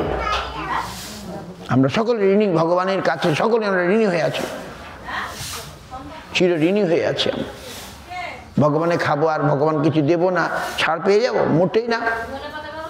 শাস্তি পাচ্ছি আমরা এখানে সংসারে। বিষ্ণু বহির্মুখ হইয়া ভগবান চাকর নিকটস্থ মায়া তার জাপটিয়া ধরে। কৃষ্ণ বলি যে অনাদি বহির্মুখ, মায়া তাদের সংসার অনাদি, মায়া তার দেয় সংসার দুঃখ। শাস্তি পাচ্ছি আমরা। ভগবানের ঋণ শোধ করছি না বলে আমরা বলে, তাহলে কি করে ঋণ শোধ করবো? গীতার মধ্যেই বলছেন খুব সুন্দর, ভাগবত গীতায় সমাধান করে দিয়েছেন। যত করুষি যৎনাসি যজ্ঞসি যত্তবসি কণ্ঠে করিস মদর্পণম। তুমি যাহা খাও, যে যজ্ঞ করো, যে দান করে, তবে সব মদর্পণম, আমাকে অর্পণ করে করো, আমাকে দিয়ে খাও, বা তাহলে তোমার ঋণ হবে না। আমরা কি করি, ভক্তরা কি করে, যা রান্না করবে ভগবানকে আগে দেবে, তারপরে বলবে প্রসাদ, প্রসাদ খাও, তাহলে দোষ হবে না। ভগবান ভুংতে গীতাতেই বলছেন, ভুংতে পাপা যে পচন্ত আত্মকারণ। যারা নিজের জন্য রান্না করে নিজে খায় তারা পাপই ভক্ষণ করে। বলে তাহলে কি করব? বলে না, যা কিছু করো, যা সব আমাকে দাও, আমাকে দিলে সেটা প্রসাদ হয়ে যাবে। প্রসাদ খেলে আর তোমার দোষ হবে না। আর প্রসাদ না খেলে, যেমন উদাহরণ, যেমন একটা পুলিশ বা একটা মিলিটারি, তাকে কি দেওয়া হয়েছে? বন্দুক দেওয়া হয়েছে নাকি, রাইফেল দেওয়া হয়েছে। সে যদি সেই রাইফেল বন্দুক সরকারের জন্য, দেশের জন্য ব্যবহার করে, তার কোনো দোষ হবে না। সে যদি তার গ্রামে এসে একটা বন্দুক মারে, গুলি মেরে কাউকে মেরে দেয়, সেই ঘরে যেতে হবে, হবে কি না? তেমনি এই জগৎটা জগন্নাথের। আমরা এই জগতে এসছি, এই জগৎটা জগন্নাথের হয়ে যদি আমি এখানে না থাকি, আমাকে সেই ঘরে যেতে হবে। এই যখন এসছি, এই সংসার কারাগার, যারা কৃষ্ণ বিমুখ তাদের কারাগার এটি। বলে কারাগারেও তো আবার ডাক্তার থাকে, কি বলে সুপারিনটেন্ডেন্ট থাকে, তারা কিন্তু কয়েদি নয়। সাধুগুরু বৈষ্ণব তারাও পৃথিবীতে আছেন, তারা এই কারাগারের কয়েদি নন। তারা চেষ্টা করছেন আমাদেরকে এই কয়েদখানা থেকে তুলে নিয়ে ভগবানের পাদ পদ্মে নিয়ে যাওয়ার। বুঝতে পারছেন? তো সুতরাং আমরা এখানে কৃষ্ণের জন্যে বাঁচব, কৃষ্ণের হয়েই বাঁচব, কৃষ্ণ সেবার জন্যে বাঁচব। তাহলে আমরা সংসার বন্ধন, সংসারটাই সুন্দর হয়ে যাবে। সংসারে কৃষ্ণের সংসার করো, সারি অনাচার, বাস। বলে সংসার ছাড়তে হবে না, কিছু ছাড়তে হবে না। কি করতে হবে? কৃষ্ণের সংসার করো, তুমি কৃষ্ণের জন্যেই ঘর বানাও, কৃষ্ণের জন্যেই কাজ করো, কৃষ্ণের জন্যেই সব কিছু করো, বাস। কৃষ্ণের জন্য বিবাহ করো, কৃষ্ণের জন্য সংসার করো, কৃষ্ণের জন্য সমস্ত কিছু সব কৃষ্ণময় করে দাও, বাহ। তাহলে যেদিন গৃহে ভজন দেখি গৃহেতে গোলক ভয়, গৃহে যেদিন ভজন হবে সেদিন গৃহটা গোলক হয়ে যাবে। এই ভজন শুধু একদিন নয়, চিরদিন। এই যে ভগবানের চিরদিন আমরা ভগবানের জল তুলসী ফুল দিই, ভগবানের নৈবেদ্য দিই চিরদিন, কোনোদিন বেশি ভালো করে দিই, উৎসব করি, আবার প্রতিদিনই আমরাও খাই, ভগবানকে দিয়ে প্রসাদ পাই। এটাই ঠিক, এটা গীতার মধ্যে, গীতার উপদেশ। তা নাহলে আমি পাপ ভক্ষণ করছি মানে অ্যাকশন রিয়াকশন, আমার কাছে রিয়াকশন চলে আসবে। যেমন কর্ম তেমন ফল আমায় ভুগতে হবে, হবে কি না? Every action there is equal and opposite reaction. আমি যেমন করব তেমনটি আমার কাছে ফিরে আসবে। সুতরাং আমাদের কি করতে হবে? ভগবানের সঙ্গে যুক্ত হতে হবে, ভগবানের সেবা নিয়ে এই সংসারে বাস করলে এই সংসারটা সুন্দর হয়ে যাবে, আমিও সুন্দর হয়ে যাব। যেহেতু আমি ভগবান মানে কি, তিনি সুন্দর, সুন্দরের আরাধনা, সুন্দরের উপাসনা যে করবে সেই বতুল। যেজন কৃষ্ণ ভজে সে বড় চতুর, আর সব অচতুর, কেন তারা ভুগবে। ভগবানকে ফাঁকি দিয়ে আমরা এখানে বাঁচার চেষ্টা করলে, আমি যেমন এই এখানে আছি, সরকারকে ফাঁকি দিচ্ছি, সরকার একদিন আমাকে ধরবে নাকি, যে আমার এই সরকার চলছে তুমি ফাঁকি দিচ্ছ। ভগবান এই জগতের সরকার, ভগবান এই জগতের মালিক, তাকে ফাঁকি দিয়ে আমি চলছি, আমি বেঁচে যাব না, আমাকে শাস্তি পেতে, আমরা দেখি পাচ্ছি শাস্তি। যারা বুদ্ধিমান তারা ভগবত আরাধনা করবেন নাকি। আমি আর অধিক রাত্র করতে চাই না আপনাদের। আজকে মহারাজ, আজকে একাদশী, কালকে অম্বরীশ মহারাজের এটা একটু বলুন। হ্যাঁ, অম্বরীশ মহারাজের সুন্দর আজ একাদশী দিন সুন্দর। হ্যাঁ, আমিও ভাবছিলাম অম্বরীশ মহারাজ, বলি মহারাজ, এরা মহাজন। আমাদের পথ, আমরা তো বিভ্রান্ত, কোন দিকে যাব, কোনটা করব, কি করব না করব, আমরা সকলে বিভ্রান্ত। অম্বরীশ মহারাজ একজন মহাজন, বলি মহারাজ একজন মহাজন, এরা মহাজন। মহাজনের পথ আমাদের ফলো করতে। অম্বরীশ একজন মহারাজ ছিলেন, কিন্তু মহারাজ হলেও তিনি কি বলবো কিরকম মহারাজ ছিলেন, তিনি নিজের হাতে মন্দির মার্জনা করতেন, নবদা ভক্তি যাজন করতেন অম্বরীশ মহারাজ। নবদা ভক্তি মানে কি? শ্রবণম, কীর্তনম, অর্চনম, বন্দনম, পাদসেবনম, দাস্য সখ্য আত্মনিবেদনম। এই নবদা ভক্তি অম্বরীশ মহারাজ করতেন একাই। আবার দিকে রাজকার্য আছে, বলে রাজকার্যের মন্ত্রী দিয়ে করাতেন, মন্ত্রীকে বুঝিয়ে দিতেন, বলে দিতেন, বাস, আর নিজেই মন্দির মার্জনা করতেন অম্বরীশ মহারাজ। আর একাদশী ব্রত খুব ভালো করে যত্ন করে করতেন। আমরা তো খেয়ে দিয়ে একাদশী করি, আমাদের একাদশী খেয়ে দিয়ে ভালো ভালো প্রতিদিন অন্ন টন্ন হয়, আজকে একটু অন্য কিছু হোক নাকি। আমাদের একাদশী খেয়ে দিয়ে একাদশী অনুকল্প না বৃহৎকল্প হয়ে যায়। অন্ন খাই না, শস্য আদি খাই না, কিন্তু ফল মূল ইত্যাদি। একাদশী মানে উপবাস। আমাদের Ekadashi not feast, not fast but feast. তবু বাবা করো, একাদশী করো, অন্ন খেও না। মহারাজ প্রভু বলে গেলেন অন্ন খেলে সেদিন মহাপাপ হয়, পাপ সব অন্নে প্রবেশ করে। অম্বরীশ মহারাজ একাদশী করতেন নির্জলা, জলও খেতেন না। কোথায় গিয়ে করলেন? এইবারে তিনি একবার বৃন্দাবনে গিয়ে একাদশী করছেন। বৃন্দাবনে চলে গেছে, ধামে গিয়ে করলে আর বেশি ফল। একাদশী ব্রত, তারপরে দামোদর ব্রত, এই ধামে, নবদ্বীপ ধামে, বৃন্দাবন ধামে, পুরুষোত্তম ধামে করলে বেশি ফল। তো তিনি আজ একাদশী উপলক্ষে চলে গেছেন কোথায়? বৃন্দাবনে। নির্জলা একাদশী করেছেন, বুঝতে পারছেন? নির্জলা একাদশী করে পরের দিন পারণ হয়। ওই পারণের টাইমে তিনি কি করবেন? পারণ করতে হবে। পারণ বুঝেন তো? যে সময় আমরা অন্ন আদি গ্রহণ করে, অন্ন প্রসাদ গ্রহণ করে ব্রতটা ভঙ্গ করব, ওইটাকে টাইম মতো করতে হবে। পঞ্জিকায় যে টাইম লেখা থাকে, পালন করবেন। কিন্তু এই পালনের সময়ে কিছুক্ষণ আগেই হঠাৎ দুর্বাসা মুনি তার অনেক সন্ন্যাসী ভক্ত নিয়ে উপস্থিত। আসতেই অম্বরীশ মহারাজ তাকে যথাযথি সম্ভাষণ করলেন, তার পদধৌত করে দিলেন, তাকে করলেন, আসন গ্রহণ দিলেন, আসন দিলেন। তার বললেন, বাবা আমি একটু যমুনা স্নান করে আসি, অপেক্ষা করো। আমি তো যমুনায় স্নান করতে গেলেন, যমুনায় করতে গেলে প্রাণায়াম করতে আরম্ভ করে দিলেন। বাস, যোগী তো, যোগী আবার ভক্ত। প্রাণায়াম করতে করতে দিয়ে টাইম পেরিয়ে যাচ্ছে, অম্বরীশ মহারাজ, আরে উনি আমার অতিথি, দুর্বাসা, বাপরে বাপ, খুব রাগী মানুষ, ওনাকে বাদ দিয়ে তো খাওয়া যায় না, রাগী মহারাজ। উনি আসলে পরে ওনাকে খাইয়ে তারপরে খাবো, এটাই তো নিয়ম। অতিথিকে আগে খাইয়ে তারপরে খেতে হয়, তাই তো? এদিকে অম্বরীশ মহারাজ অপেক্ষা করছেন, পারণের টাইম এসে চলে যাচ্ছে। পারণ টাইম না করলে ব্রত ভঙ্গ হয়ে যাবে, ব্রতের ফল পাওয়া যাবে না। হায় হায়, আর এটাই নিয়ম। তখন ব্রাহ্মণদেরকে জিজ্ঞাসা করলেন, হে ব্রাহ্মণগণ, আপনারা কৃপা করে বলুন আমার কি কর্তব্য? আমি তখন অতিথিকে বাদ দিয়ে আমি তো খেতে পারি না, কিন্তু যদি কিছু না খাই তাহলে আমার একাদশীটা নিষ্ফলা হয়ে যাবে, ভগবানের যে নির্দেশ সেটা ঠিক পালন হবে না, পালনটা। তখন ব্রাহ্মণরা বলল, তুমি তো নির্জলা করেছো, জলও খাও নাই, তুমি এক বিন্দু এরকম এক বিন্দু জল নিয়ে বাস তুমি ব্রত ভঙ্গ করে দাও, তাহলেই হয়ে যাবে। তুমি জল খাও নাই, তুমি এক ফোঁটা জল খেয়ে নাও, তোমার ব্রত পালন হয়ে যাবে, যাও, বিধান দিলেন।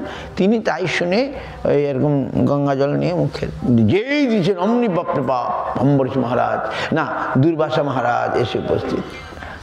হ্যাঁ, আমাকে বাদ দিয়ে তুমি খেতে আরম্ভ করেছো? আরে বাপরে বাপ, দেখো আমি তোমার অতিথি আর আমাকে বাদ দিয়ে তুমি খেতে আরম্ভ করেছো? বাপরে বাপ, রেগে এত রাগ ক্রোধ হয়ে গেল। এক জ্বলন্ত মূর্তি সেখানে বেরিয়ে আসলো, তার ক্রোধের মূর্তি, কৃত্যা তাকে বলে, জ্বলন্ত কৃত্যা। সেই কৃত্যাকে অর্ডার দিয়ে, যাও অম্বরীশ মহারাজকে পুড়িয়ে দাও। আর দিয়ে ভগবান বিষ্ণু দেখছে না, আমার ভক্তকে এই অন্যায় অবিচার, অম্বরীশ মহারাজ কোনো দোষ করে নেই। সঙ্গে সঙ্গে তিনি সুদর্শন চক্র পাঠিয়ে দিন, যাও। সুদর্শন চক্র এসে, ভক্তের বাড়িতে পাঠ শুনছি, সুদর্শন চক্র এসে ওই কৃত্যাকে শেষ করে দিল। এইবার ছুটলো কার পিছনে? দুর্বাসা মুনির পিছনে ছুটলো। আর দুর্বাসা মুনি, বাপরে বাপ, এই চক্র সাধারণ চক্র নয়, সুদর্শন চক্র, একে স্টপ করা যাবে না, থামানো যাবে না। ওই বাপরে, একবার যদি লাগে ওই কাঠের মিলে যেমন করা, ঘ্যাচ করে বেরিয়ে যাবে, ঘুরছে জ্বলন্ত, ও কোন তেজিয়ান, বাপরে বাপ। আর তিনি ভয় দৌড়াচ্ছেন।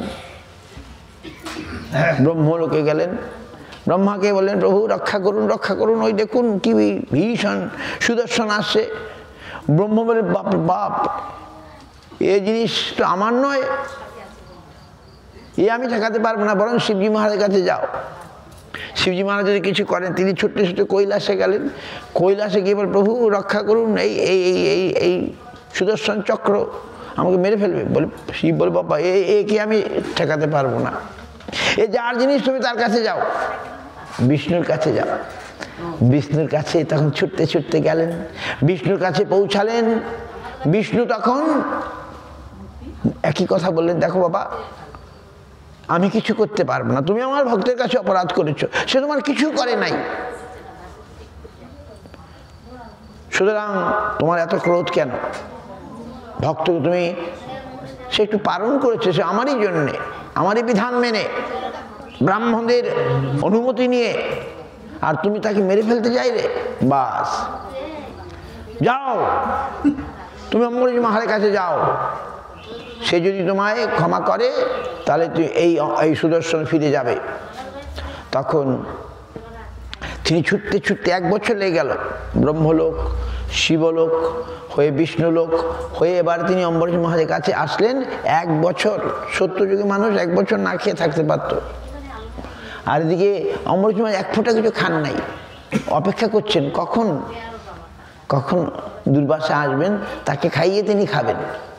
বাপরে বাপ, এসে দুর্বাসা দেখেই তো অবাক, তার চরণে পড়ছেন, আমাকে ক্ষমা করে দাও বাবা, আমি ভুল করে ফেলেছি।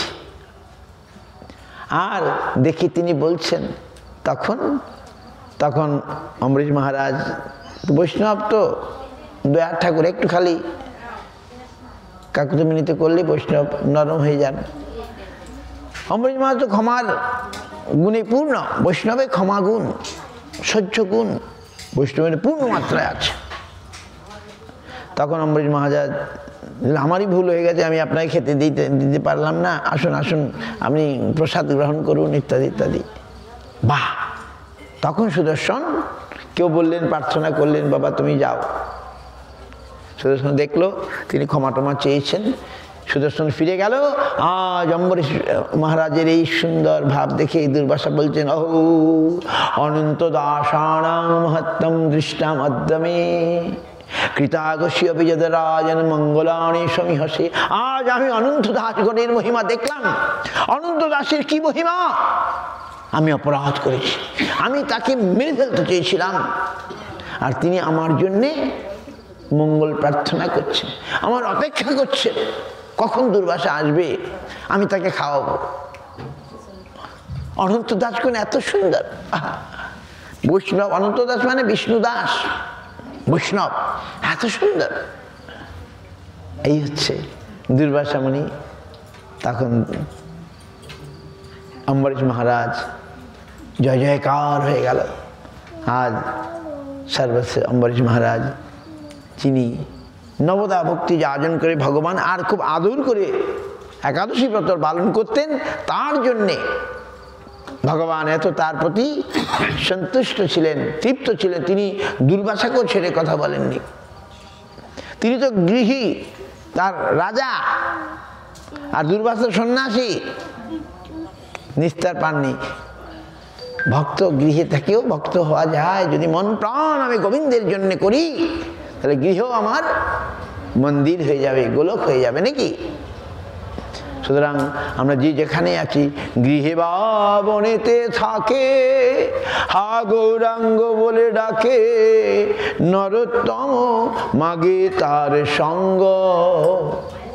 গৃহে বা বনে থাকে, যে গৌরাঙ্গ বলে ডাকবে, গোবিন্দ বলে ডাকবে গৃহে, তাহলেই আমাদের জীবন সার্থক হবে, ধন্য হবে। এই সমস্ত সত্যি ঘটনা, ভাগবতের ঘটনা। তেমনি যেমনি অম্বরীশ মহারাজ, তেমনি বলি মহারাজ। বলি মহারাজ তো আবার দৈত্যকুলে জন্ম, তার অসুর কুলে, কিন্তু তিনি ভক্ত ছিলেন। তিনি এমনি ভগবানকে, বামন রূপী, বামন অবতার ভগবানকে সর্বস্ব দিয়ে দিলেন। গুরু শুক্রাচার্য, অসৎ গুরু শুক্রাচার্য তাকে বাধা দিয়েছিলেন, তিনি গুরুকে ত্যাগ করে দিলেন। গুরু ত্যাগ করা যায়, সবাইকে যারা আমায় কৃষ্ণ ভজনে বাধা দেবে তাদেরকে ত্যাগ করলে কোনো দোষ নাই। শুক্রাচার্য বললেন, বাবা তুমি একে দিও না, এ দেবতাদের পক্ষ হয়ে আসছে, তোমার সমস্ত নিয়ে নেবে। আর নর্মদা তিনি যজ্ঞ করছেন, বলে না, ইনি যদি ভগবান, তাদের ভালো, উনি তো উপযুক্ত পাত্র, দানের উপযুক্ত পাত্র। তিনি আজকে তিনি বলেছেন, আর যে আসবে আমি তাকে দান করব। আর ভগবান ব্রাহ্মণ রূপে, বেটো বামন, ছাতা মাথায় দিয়ে ভগবান আসছেন। আর তাকে দেখে বলি মহারাজের খুব ভালো লেগেছে, তাই তিনি বলেন, হ্যাঁ আমি দেবো, ওনাকে দেবো। যেই সংকল্প এরকম জল নিয়ে যে আজকে অমুক দিনে অমুক তিথিতে আমি এই নর্মদা তীরে এই ত্রিপাদ ভূমি আমি দান করব, যেই তিনি সংকল্প করছেন অমনি শুক্রাচার্য যাতে তার শিষ্য ঠকে না যায়, তিনি সেই কমণ্ডলুর গর্তে বন্ধ করে ওখানে ঢুকে পড়েছেন নলের মধ্যে। হ্যাঁ, তাদের তো অনেক ক্ষমতা ছিল। আর তখন কি করে, জল পড়ছে না, সংকল্প করতে পারছে না। জল হাতে নিয়ে সংকল্প করতে হবে যে আমি ভগবানকে 3 পাদ ভূমি দেবো, অমুক তিথি অমুক নক্ষত্র অমুক স্থানে, আমি মন্ত্র পড়ে না, কিন্তু জল পড়ছে না। তখন আবার কুশ দিয়ে খুঁচালে শুক্রাচার্যের এক চোখ কানা হয়ে গেল। শুক্রাচার্য ভগবানকে তিনি সংকল্প করবে যে আমি ত্রিপাদ ভূমি এই বামন অবতারকে দিলাম, বামন দেবকে দিলাম, বটু ব্রাহ্মণকে দিলাম। বাহ, ভগবান তো 2 পদেই সমস্ত নিয়ে নিলেন। ভগবান তখন বিশাল ত্রিবিক্রম, তিনি সমস্ত কিছু নিয়ে নিলেন। তারপরে আরেক পা ভগবান নিজের বুক থেকে আরেক পা বেরিয়ে এসেছিল, সেটা পা দেওয়ার জায়গা নাই। ভগবান কেন, তুমি কথা দিয়েছো তুমি দেবে, ত্রিপাদ তুমি এখন দিতে পারছো না। ভগবান তাকে বেঁধে দিলেন। আর তার লোকজন সব রেগে গেল, দেখো দেখো কী অবস্থা, বিষ্ণু এরকম, আমাদের রাজা সব দিয়ে দিল, তবু তো আর নাই, শান্তি নাই। তা যুদ্ধ করতে আসলো ভগবানের সঙ্গে। ভগবানের সঙ্গে যুদ্ধ করে পারে? ভগবানের শরীর থেকে নারায়ণের সেনা বেরিয়ে তাদেরকে মেরে দিল। আর বলি মহারাজ তখন কি করবেন? বলি মহারাজ স্ত্রীও ভক্ত, বিন্ধ্যাবলী, তিনিও ভক্তিমতী। বলি মহারাজ বললেন, প্রভু আর কি বলবো, আমার তো আর কিছু নেই, আমি সব দিয়েছি কিন্তু আমাকে তো দেইনি। তুমি আমার এই মাথাটা আছে, এই মাথাটায় তোমার 3য় চরণটা দাও, বাস। বিন্ধ্যাবলী স্ত্রীও বলল, তুমি ওই তোমার মাথাটাই দাও, বাকি সব তো নিয়ে নিয়েছেন ভগবান। তখন ভগবান তার 3য় পদ বলি মহারাজের মাথায় দিলেন, আর স্বর্গে দুন্ধুবি বাজলো, পুষ্প বৃষ্টি হলো। জয় বলি মহারাজ কি জয়, জয় বামনদেব কি জয়। তিনি সর্বস্ব দিয়েছেন, বামনদেব সর্বগ্রহণ করে তাকে ধন্য করে দিয়েছেন, নাকি? বলি মহারাজ জয় জয়কার হয়ে গেল। ভগবানকে দিয়ে কারো কিছু লস হয় না। এইবারে ভগবান বললেন, বলি মহারাজ আমি তো এত সময় তোমার কাছে চেয়েছি আর তুমি দিয়েছো, আর আজকে তুমি চাইবে আমি দেব তোমাকে। আমি এখন আপাতত তোমার তো জায়গা নাই, ওই রসাতল যে জায়গাটি আছে ওই জায়গাটা তোমায় দিলাম, ওখানে তুমি থাকো। বলি মহারাজ, প্রভু ঠিক আছে, আপনি যা দেবেন তাই আমি মাথায় করে নেব, কিন্তু আমি কি চাইবো? আপনি বললেন না যা চাইবেন, আমি যা চাইবো তাই দেবেন তো? সত্যি সত্যি বলে, হ্যাঁ নিশ্চয়ই, আমি কথা দিচ্ছি। ভগবান বললেন, তোমায় দেব কি? আরে প্রভু, ওই যে স্থানটি আমায় দিয়েছেন রসাতল, ওইখানে আপনাকে গিয়ে থাকতে হবে, এইটাই আমি চাই, আর কিছু চাই না, বাস। নারায়ণ বললেন, বাহ, আমি তো কথা দিই আমি নিশ্চয়ই যাব, তবে আমি শুধু যাব না, আমি তোমার এখানে প্রহরী হয়ে থাকবো, যাও। বলি মহারাজের যে স্থান রসাতল, সেখানে ভগবান আজও আছেন প্রহরী রূপে। লক্ষ্মী বললেন, আমি একা একা কোথায় থাকবো, আমিও তোমার সঙ্গে যাব। লক্ষ্মী নারায়ণ দুজনাই বলি মহারাজের ঘরে চলে গেল, আর বললেন আমি প্রহরী হয়ে থাকবো। এই হচ্ছে সর্বস্ব দিয়ে বলি মহারাজ ভগবানকে পেয়ে গেলেন, বুঝতে পারছেন? তাহলে ভগবানের জন্যই আমাদের এই জীবন, আর কারোর জন্যে নয়, কিছু জন্যে নয়। আমরা অজ্ঞতাবশত আমরা নিজেকে জড়িয়ে ফেলছি, না, আমার একমাত্র প্রভু গোবিন্দ। তাই গোবিন্দের ভক্তদের মাধ্যমে আমি গোবিন্দের কাছে যাব, গৌরাঙ্গের ভক্তদের মাধ্যমে গৌরাঙ্গ পাদপদ্ম, গৌর পাদপদ্ম লাভ করব, এটাই আমাদের জীবনের মূল উদ্দেশ্য। গীতা, ভাগবত, শাস্ত্র সব কিছু এটাই কথা, সমস্ত শাস্ত্রে এটাই কথা। আমরা এই সমস্ত কাহিনী, ভাগবতের কাহিনী, ভাগবতের ঘটনা, আমরা তাদের অনুসরণ করে আমরা ভগবানের কাছে ফিরে যাব। গৌর প্রেমানন্দে।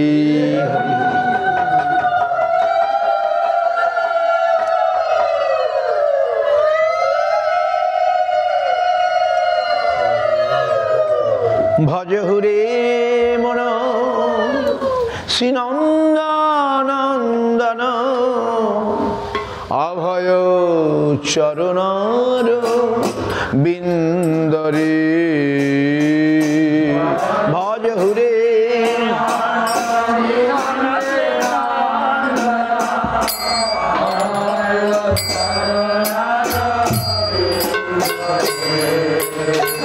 ভজহুরে মন শ্রীনন্দনন্দন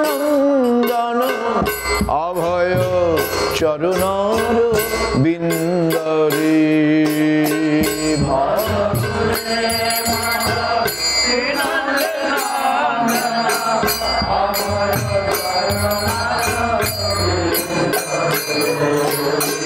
দুর্লভ মানব জনম সৎসঙ্গে দুর্লভ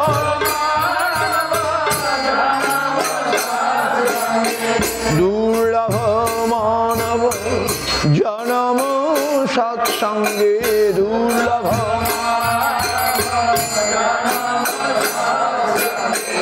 তরহ ভব সিন্ধুরে তরহ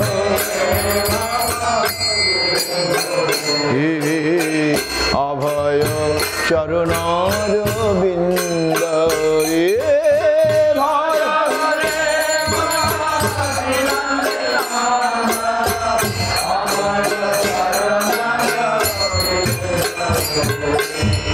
শীতয়া তপবদ পরিশন এদিন যামিনী জাগিরে শীতয়া তপ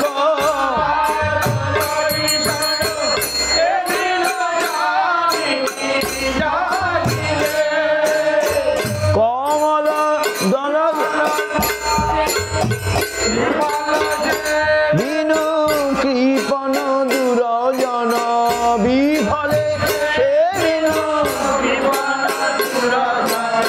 বিফলে সে বিনু কৃপণ দুরজন বিফলে চপল সুখলভ লাগিরে চপল সুখলভ অভয় চরণর বিন্দরে শ্রীনন্দনন্দন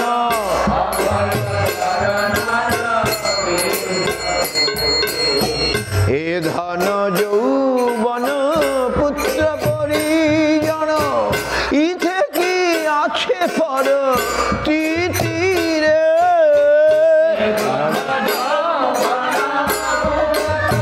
পরিজন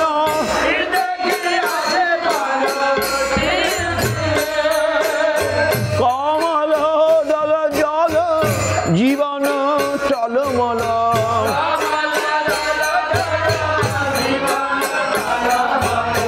কমল দল জল জীবন টলমল কমল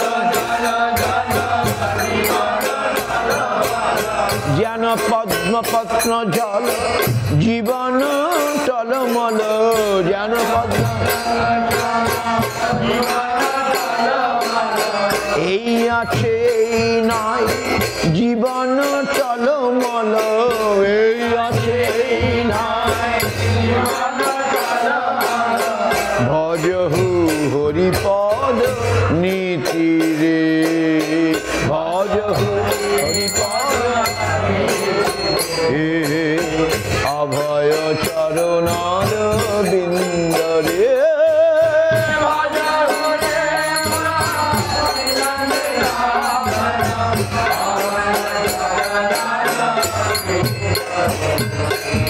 শ্রবণ কীর্তন শরণ বন্দন পাদ সেবন দাসনে শ্রবণ পাদ পূজন সখী জন আত্মনিবেদন পূজন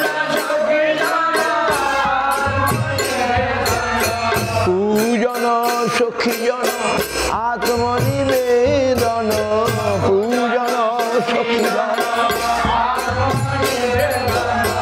গোবিন্দ দাসয় অভিলাষ রে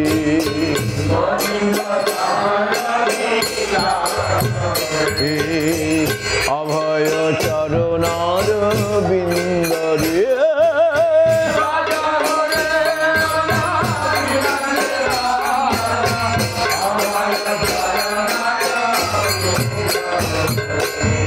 ভজ হুরে মন শ্রীনন্দন অভয় চরণার বিন্দরে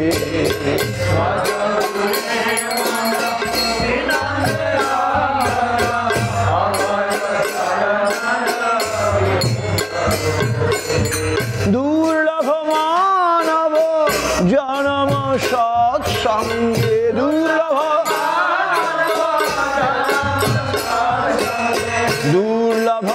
মানব জনম সৎসঙ্গে দুর্লভ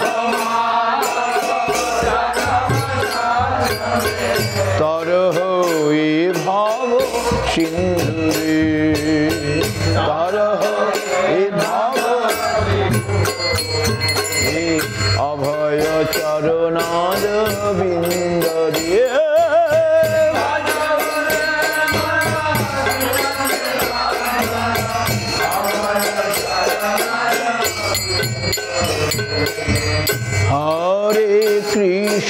হরে কৃষ্ণ কৃষ্ণ কৃষ্ণ হরে হরে হরে রাম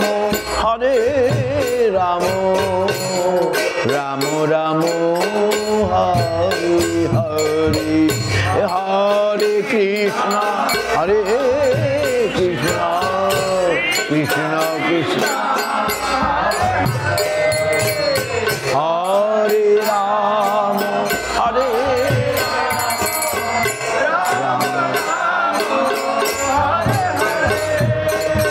হরে Krishna Krishna Krishna Hare Hare Hare Ram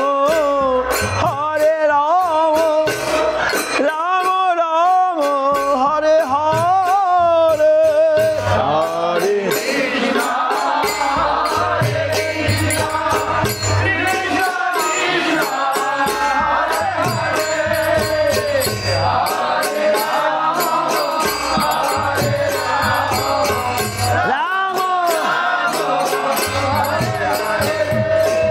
Hare Krishna Krishna Krishna Hare Hare Hare Ram Ram Ram Hare Hare Hare Krishna সকলে বলুন Hare Hare Hare Ram Hare Krishna Krishna Krishna Hare Hare Hare Ram Ram Ram Hare Hare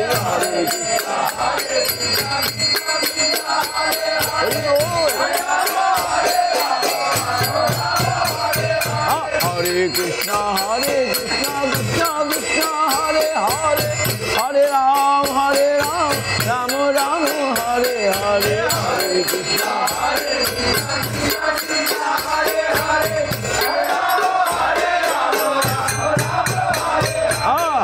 Krishna Hare Krishna Krishna Krishna Hare Hare Hare Ram Ram Ram Hare Hare Hare Ram Hare Krishna Krishna Krishna Hare Hare Hare Ram Ram Ram Hare Hare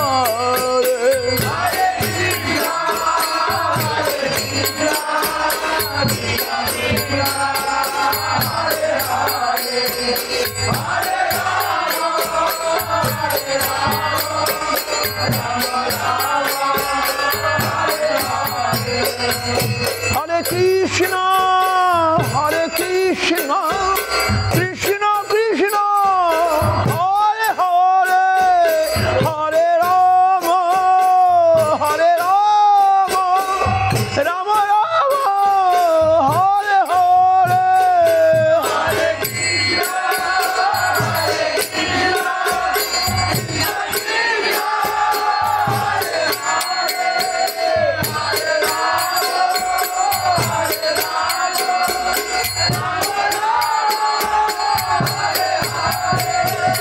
Hare Krishna, Hare Krishna, Krishna Krishna, Hare Hare, Hare Rama, Hare Rama, Rama Rama, Hare Hare, Hare Krishna, Hare Krishna, Krishna Krishna, Hare Hare, Hare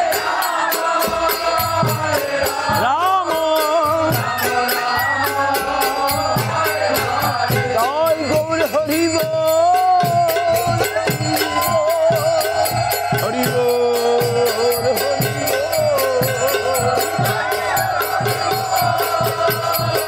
Hari Bol,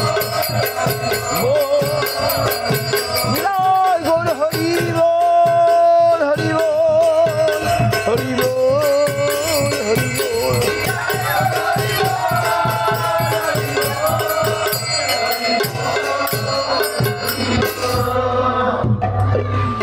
আর হরি হরে করবে।